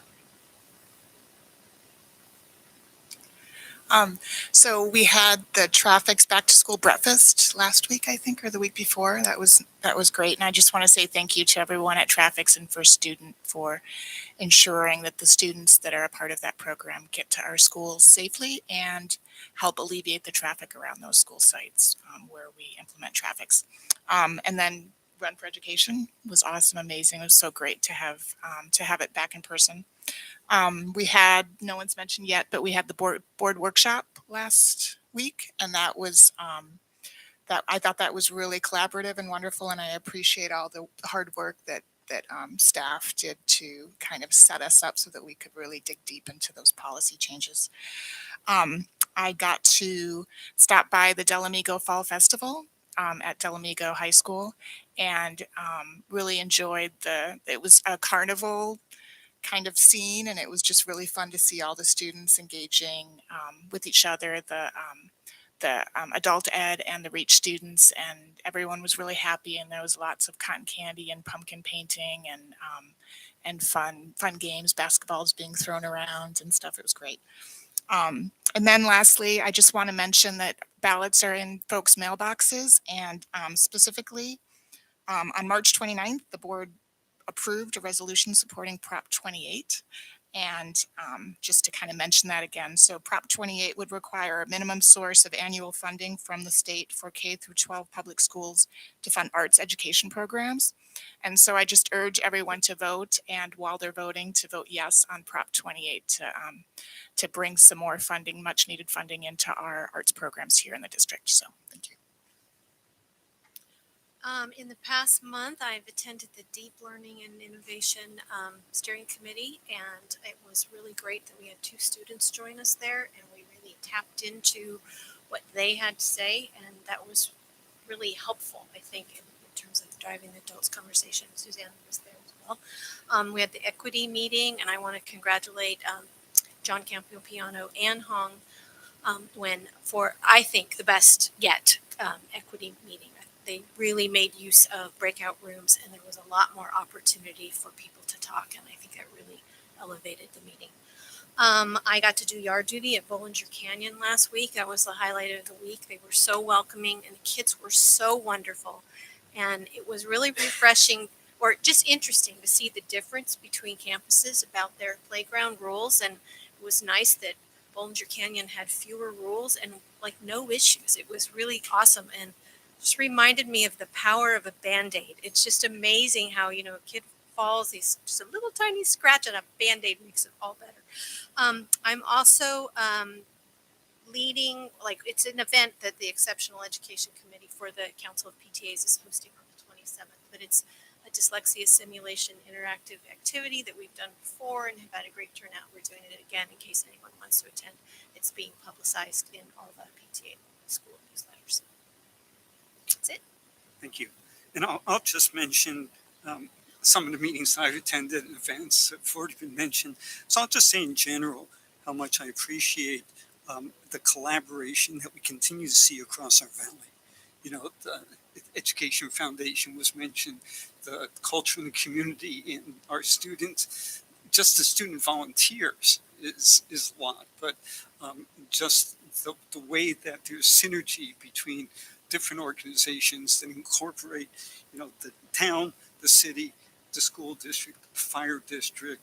The PTA is always very active and involved as well in these type of things. Attended, as Shelley mentioned, our liaison meeting with the town of Danville, and then on Monday, a separate meeting, having a chance to sit with Sarah Moan's new police chief, Dick Carlson, and talk to him a little bit afterwards about, that collaborative approach that we have in our community that makes the Sierra Mountain Valley so special. And it's just great to be able to live in a community where we have these different agencies, for instance, with different missions, but they align on what's best for our community, for our kids, and that's great to see. We do have one speaker card on our board reports. Ms. San Country. I want to speak on Board Member Clark's comment about the that San Ramon is really proud of the master plan. I'm not sure if she is aware that City of San Ramon just waived $2.5 million that were supposed to go to schools and parks for a 1,000 plus all affordable housing. These are the information that I wish there are communications between the school board as well as the city, because they're allowing people to build lots of affordable housing, and yet they're taking away money. And now we have board member Bratt, who is urging us, please vote so you can pay more taxes. Why is it that we don't get to have our taxes waived? Why is it that, rich developers get $2.5 million waived? Who is going to pay for our teachers? Who is going to pay for our police? Who is going to pay for our city staff? Who is going to pay for parks when they're all here? Me. Small me. I'm very proud of myself. I urge you guys to please do your job, talk to each other. I really hate to have, teachers teaching 40 students because there aren't enough money to hire more teachers. Thank you. And just in Just to closing, clarify, it's the town of Danville that I'm a liaison for, not San Ramon. and also just to clarify that we do have regular liaison meetings with the town of Danville, with the city of San Ramon. Our facilities department is in constant contact with the planning departments from the different agencies to discuss any potential growth of housing and how that might impact our schools. So that's all taken into account on a regular basis. I want to thank you all for coming this evening. It's 10:30. We are adjourned.